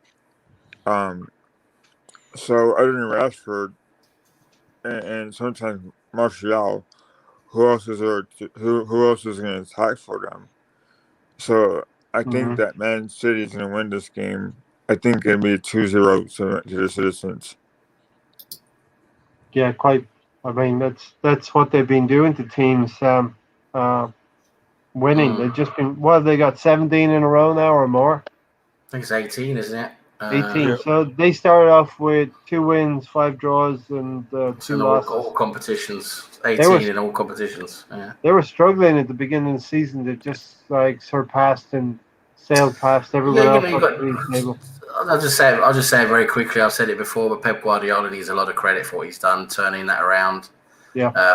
Finding new solutions, with the players, how to work it, and getting the best out of the players he's got. Gundogan stepping up.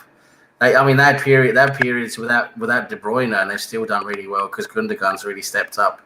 You got to hand it to Pep. He's managed to get so much out of that team, and again, that's another part of my argument is what the manager does. I think Pep shows what a manager, a really good manager does. He gets the maximum out of the squad that he has.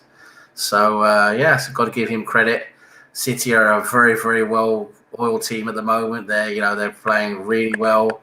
They've got all the confidence in the world. I think they feel like they can beat anyone. Not easily, but I think they feel like they can beat anyone. So. United are not quite at their level.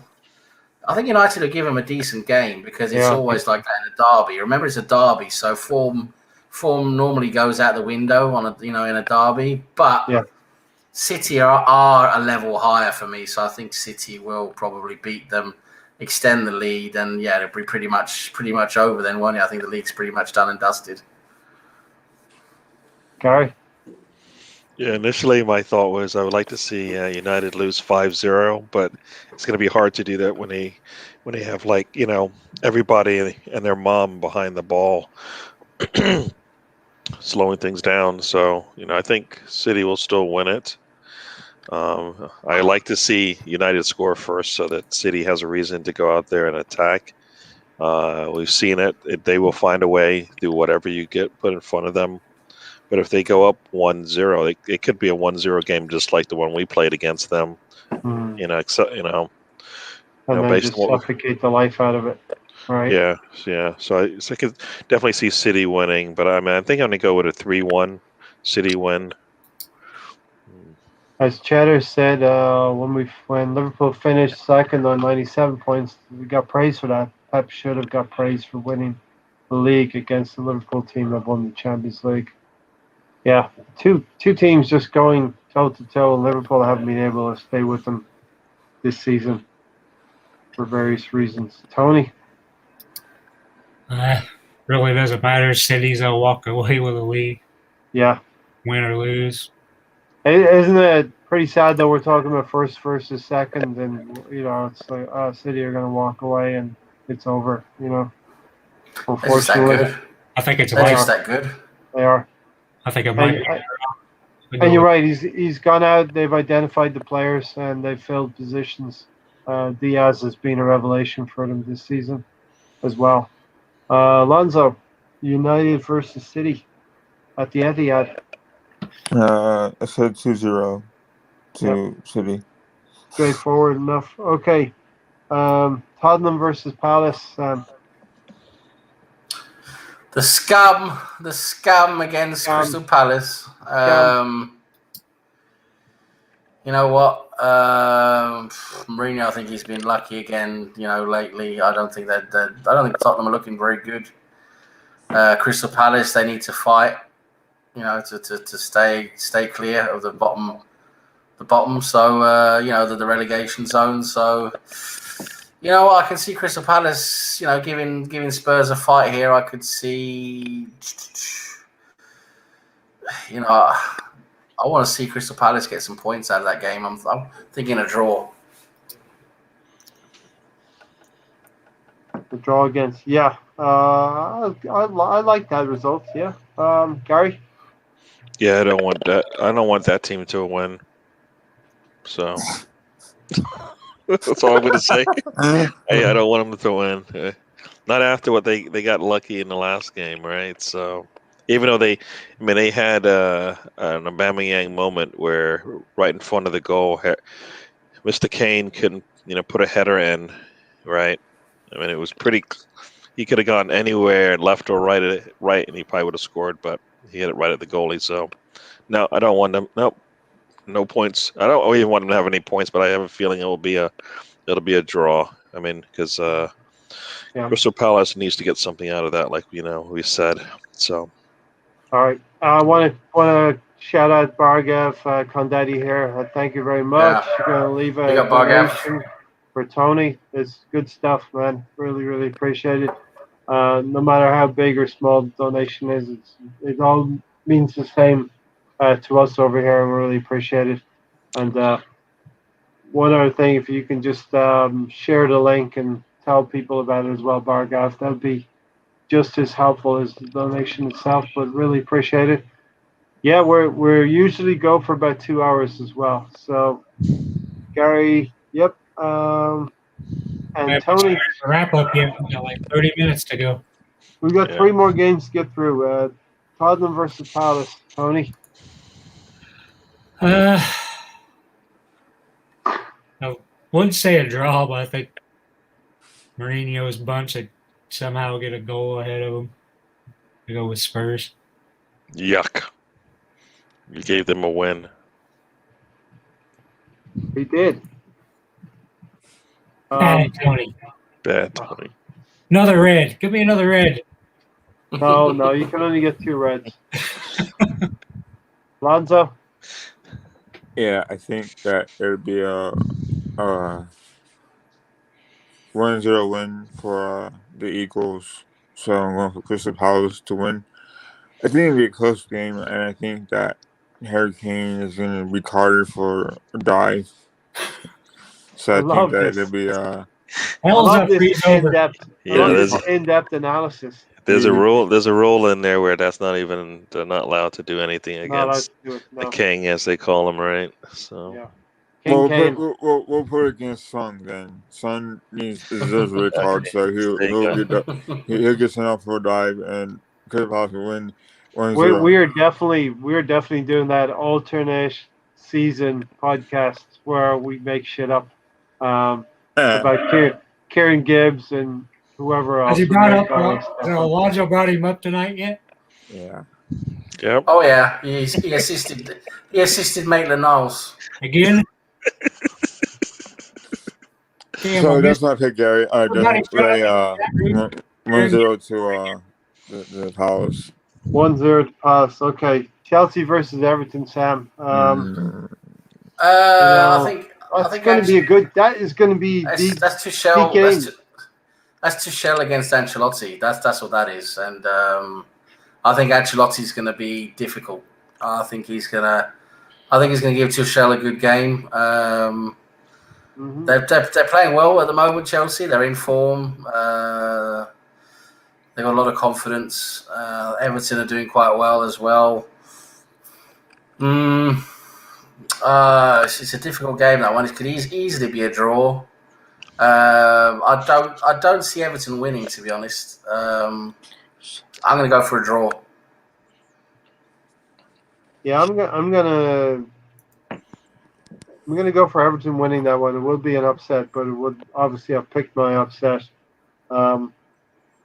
To the Tuchel, the players are playing for a new manager, and you do get a slight bump that way. I always believe, and I think law of average is going to kick in. I think Everton might just nick that one. Gary. Yeah, I don't like this game because I don't want either of them to get any points, and it's going to be really hard to do that. Draw. Yeah, I'm gonna go draw, but I think I'm gonna go with, I'm gonna go with the attack of Chelsea versus Charleston and Calvert-Lewin, and they go back and forth, back and forth. Charleston's in form. Yeah, I'm gonna go crazy 3-3. Yeah, I want to see some action. Yeah. Because the one thing that we've all said is that Chelsea has good enough players that if they can get their attack working, it's gonna be tough. It's gonna be tough. Today they had to fight hard, but you could see they I guess the more and more they play, the better they're gonna get. I mean, Werner had opportunities to score, or he scored. I think he did score once, and it came back right. But he did have opportunities to score otherwise, and it's surprising that he's just not clinical enough in front of that goal. Because he's definitely getting the chances. But yeah, I think I'm gonna go crazy 3-3. It's gonna be a draw. Yeah. Tony, I really wanted to ask Gary if he's going to be on a Chelsea podcast or an Everton podcast to see that game. I'm not that big time yet where I can do. Just poking you. Brazilian club. He has to get a South American podcast debut. All right, Tony, what's your sage opinion on the Chelsea Everton? I think Chelsea's luck's have run out. And Luck, is it? Win by a goal. Alonso, Everton, Chelsea. This is my upset special. I'm going to take it on this game. He's going to earn you 2 points. Don't do it. Still his upset pick. Let him pick it. Yeah, if he wants to, he can. I'm going to go. I heavily advise you not to, though, as your lawyer. If I win, you're fired, Ray. So I'm going to go 3-2 to the Toffees. Remember a couple years ago when Chelsea were a great team, right? and Everton put up 3 goals against them. I think it was Lukaku who scored against them, right? Yes. And it was a big upset. Yeah. I think they're having this game, and that would be my upset special. It's just not going to get you any points. That's what I'm thinking, Oh, tactically come on, speaking. Ray. He's, I could you know, he's in the cellar. He's probably like, oh, I'm gonna live my best life. I'm just gonna go crazy. All right. So Why you're not? you're Right. picking Everton and Alonso. Yeah. Okay. I'll take that. Sam, the last game, West Ham versus Leeds. I think West Ham's going to win that one. I just think Leeds are too erratic. You never know who's going to meet that day, whether it's a Leeds who's in form or out of form. They seem to change personality all the time. They're like a schizophrenic, you know. That's what they're like. They don't know whether they're coming or going. Yep. But yeah, I just West Ham are really performing well this season. They're a good unit. I can see West Ham beating them. I think West Ham will beat Leeds. West Ham will beat Leeds. I was actually watching a Hammers chat. I've sort of adopted West Ham as my second team because really enjoyed talking to Charlie over there on Hammers chat. And Charlie was very confident West Ham would beat Leeds. So I actually agree with him. I think West Ham will beat Leeds. Gary, what do you think? Yeah, I guess I wanted to say something to Ray. I think Werner may have scored, but it was called back because of offsides. His arm was offsides, if I recall, or at least Something the reason was why the goal was. toenail. Yeah. Yeah. So in this game, I guess it's one of those things where, like we said, which Leeds team are we going to see? The one we played, or the one that played this the game afterwards, where I was able to get them to get the surprise win. So I mean, I don't want Charlie to be mad at me, but we do need to catch. We need to earn some. Catch them. We need to catch them somehow. We need to catch everybody. So that's above us. So I'm gonna say Leeds on the road is gonna be I guess for them the good Leeds. So they're gonna come out fighting and get something out of that game. So I think Leeds. I don't know. Is a draw considered an upset pick still? Yeah, it gets you half the points. Yeah. All right, Tony. I'm going with a Leeds win. That's part of my upset parlay with Brighton also getting a draw or a win. Yeah. All right, there's no parlays. They're just singles. You said we get one, asshole. I think that means he likes you, Ray. I think that's what that means. If Tony calls me an asshole, he likes me. I love him a lot. And Alonso, you get the last one. West Ham versus Leeds. So I'm thinking it'll be a 3-1 game going to the Hammers. I think that the job that is his name, the manager, Moyes. Right. So I think that he's done a good job with them. And it's good. Yeah, he's done a great job with them. And I think that despite the turmoil at Man United, I think he's done pretty well for himself. So I'm happy for him. And they got good players like Triswell and Declan Rice and Antonio Miguel Antonio, sorry. So I think they got a good little squad, Yarmolenko as well. So they got talented players enough to do well, enough to stay up top. So, I think the Hammers have done well for themselves. So 3-1 to the Hammers. All right. Listen, we're going to round it up here, but we're going to have a quick discussion. Sam, I'm going to look at these 5 teams. They're the teams 4 through, I think, 9. Well, Aston Villa's in there, but we're going to, just put Aston Villa in there along with these 5.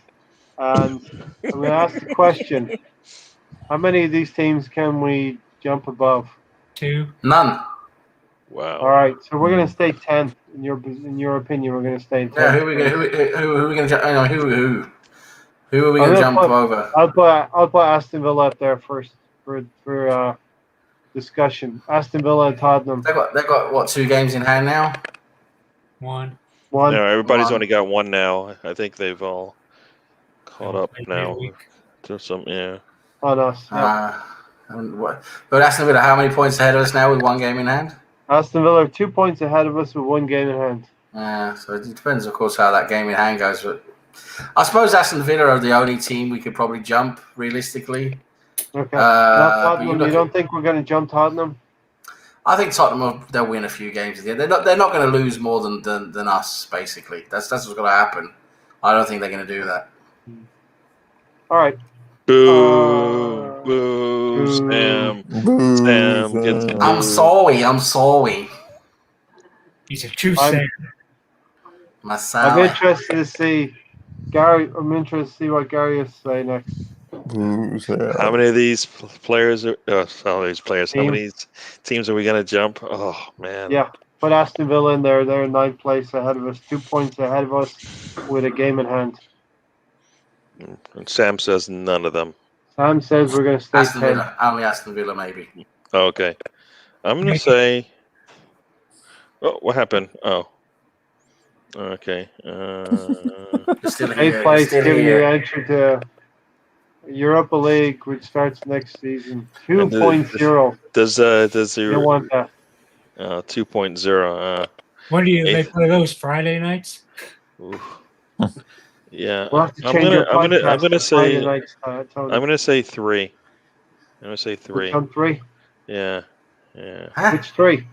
Because I guess Villa, Villa, Tottenham, Tottenham, and then I think one of these other teams is going to have West a little Ham, or bit. Liverpool. It's going to have a little bit of a collapse. So that's what. West That's Ham why. or Yeah. So when Liverpool. they lose this weekend and get 6 in a row, then it's going to be like a snowball effect. They're just not going to be able to stop the roll as they go down, just picking up losses.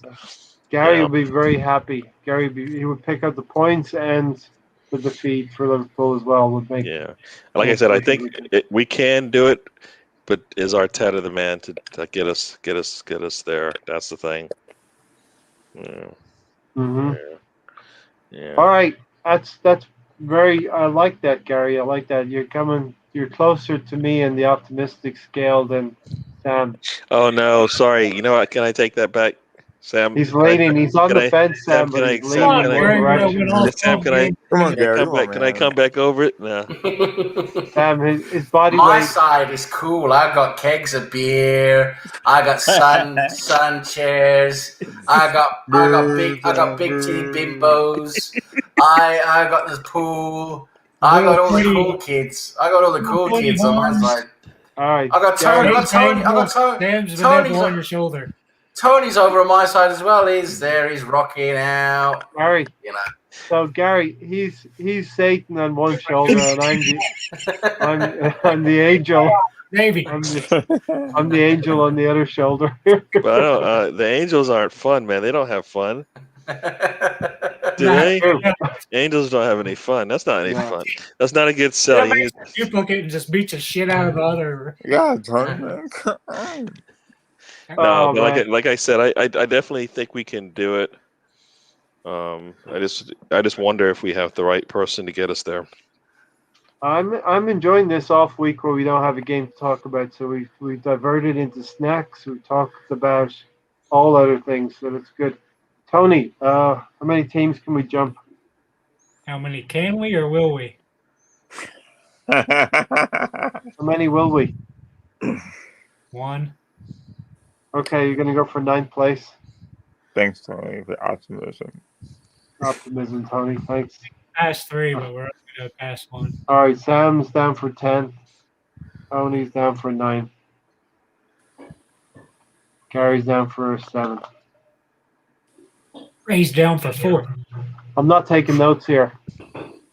I'm down for 4. No, I think if we our ceiling could be 6th place. I think We're going to win 12 out of 12, Ray. 6th place. Wow. You heard it. You heard it here Wow. first. 6th place. 7. We're gonna make up those 7 points. Yes. Wow. Come on, Thursday night football. But I got to go to Alonso as well. Alonso, how many teams can we jump? So we could jump all of them except for Chelsea. But for How many Chelsea, will so we? 5th place. Alonso, 5th place. Alonso, He said blink. we can. He didn't say we You would. just look what you did to Sam. Sam just fainted. Boo! The sun just came up. He vanished. When you said here's- all of them, I was thinking City as well. No, well, no. The all of them before mentioned, of course, Yeah. right? Yeah, yeah. I should take that back. Alonso, blink if there's somebody there that's not supposed to be there. Are you smoking? Are you smoking Tony's wacky backy? He stole my weed card. No, I think we're gonna jump. We're gonna jump Tottenham. We're gonna jump Liverpool. He's in a cave. Everton. West Yeah, Ham, Tottenham. I'm not sure about, but at least 3 of those teams. I'm sorry, I should backtrack. Great. 3 of those teams. I think 3 of those teams. We can't. 4 of those teams we could jump, including Villa. So I'm being optimistic. 6 or We're 7. more talented than those teams. I think Arteta has to get it right, though. Sure. Yeah, I mean it starts with Saturday. Sam vanished. Just like that. Puff of smoke. When he said all of them, I was like, ah. He turned into dust, Tony. What Turned Ray into said, dust. what Ray Anderson said, there's optimism and there's realistic, right? Yeah. Realistically, we could jump through those teams. Optimism is like finishing Hoping. 5th, Yeah. but right now it's just too much. So I think Where are we to finish? Come on, Alonso. Where are we to finish? What place? 7th. Okay. Gary said I'm not 7. rushing Tony. Jeez. Tony's on a roll here. All right. Tony's I here. had to be the most optimistic, and Sam had to be the most not optimistic. Realistic. So watch out for a podcast coming out soon. Sam and I will duke it out for about 25-30 minutes. We might not resolve anything, but it'll be fun. Does that include Irish time? Be watching. Yes. Be watching a nice Irish guy cry. I say between 6 and 8 for Ray. Okay, listen, we'll leave it there. It's been long enough. Been long enough. Really be crying. How many? Guinness.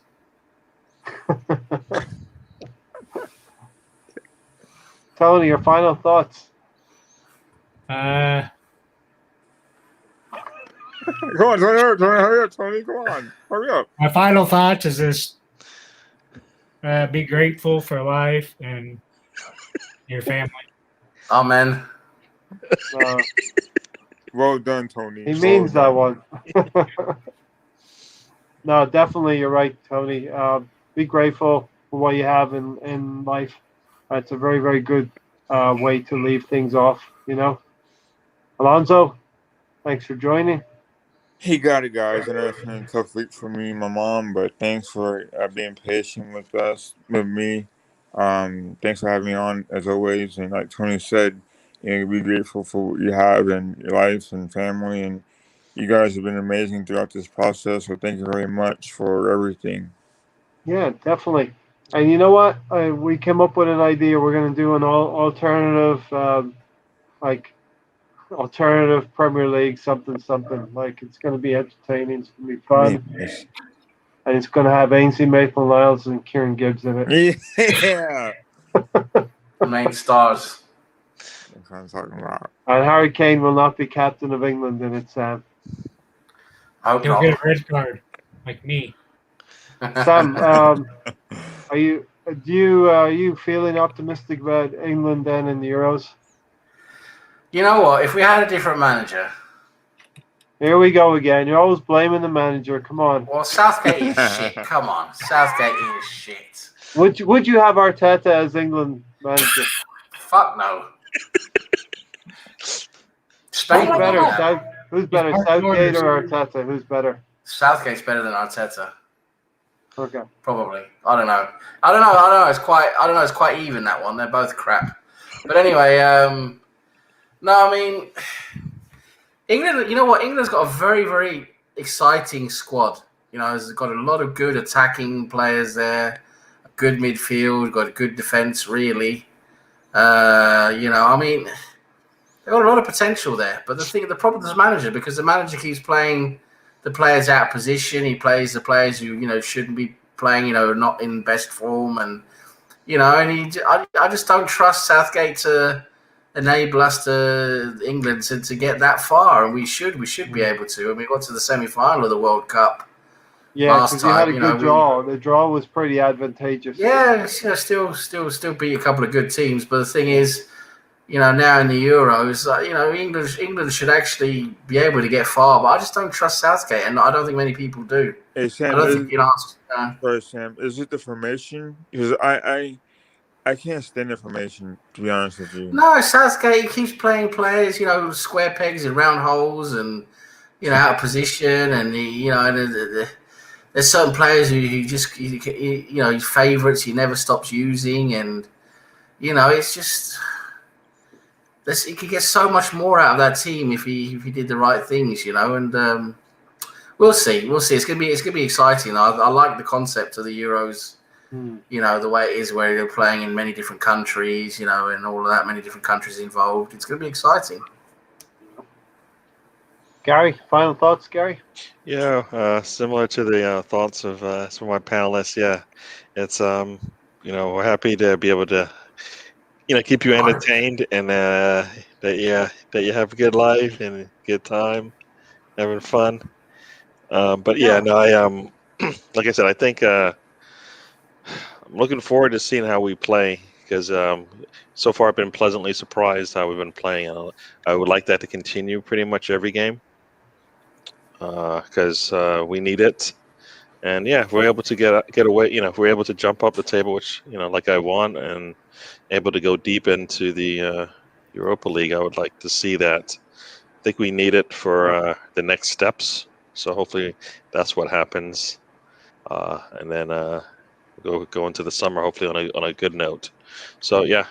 So I think on Sunday we're going to preview the Europa League a lot more depth, but definitely didn't know what tonight's podcast would be like. I had a couple of things laid out, but definitely thanks Sam, I think, and Gary in particular, throwing a few subjects out there, which made my outro even longer. 2.5 hours going. you're blaming us. You're blaming us for your outro. You can't. I don't think. Yeah. No, listen, you're all good sports. I poke fun at you all regularly, and Gary a little bit more lately, because you're just everywhere, Gary. It's brilliant, though. I love to see it as well. Everywhere except for Antarctica. He's spreading the word. I'm trying. Guy doesn't want to. He doesn't get back to me. Something about coldness or something. I don't know. You know. No internet down there. Great words from Tony. I really, really appreciate the heartfelt words that you had there, Tony. So yes, let's please appreciate everything we have in life.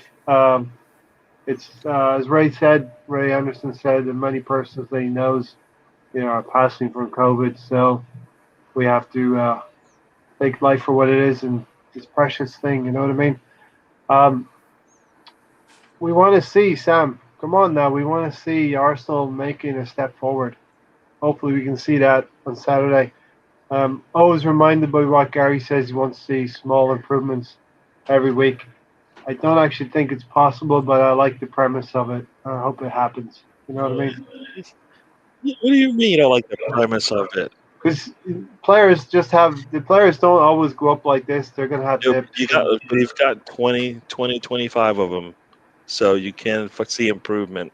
They may not even get to play, but you know, hopefully Gabriel is one of those players that's improving, but we just don't get to see him play. And when he gets out there, he'll be like the usual. You know, we'll see the usual player. That's what I hope. So I'm glad that Ray Anderson joined us. If I remember when I was chatting with you on one of the other podcasts, and you were kind enough to come over to this podcast and hang out with us. On most weeks you do now, Ray. So felt obligated to stretch the podcast out a little bit so you get your time in, with us. So really appreciate everyone that watches live He's and filling in. everyone who watches on replay. So smash the like button if you've liked what you've seen. And listen, let's get out of here now. We've done enough time, Tony, right? We got like another 30 minutes to go. We're not hitting 3 hours. Sam is hitting like 4:30 or 5 there. Sun's Local time. high. I'm gonna get my coffee soon. On that note, we'll get out of here. Come on, you Gooners, up the Arsenal. We want to see more on Saturday. Let's do it against Burnley.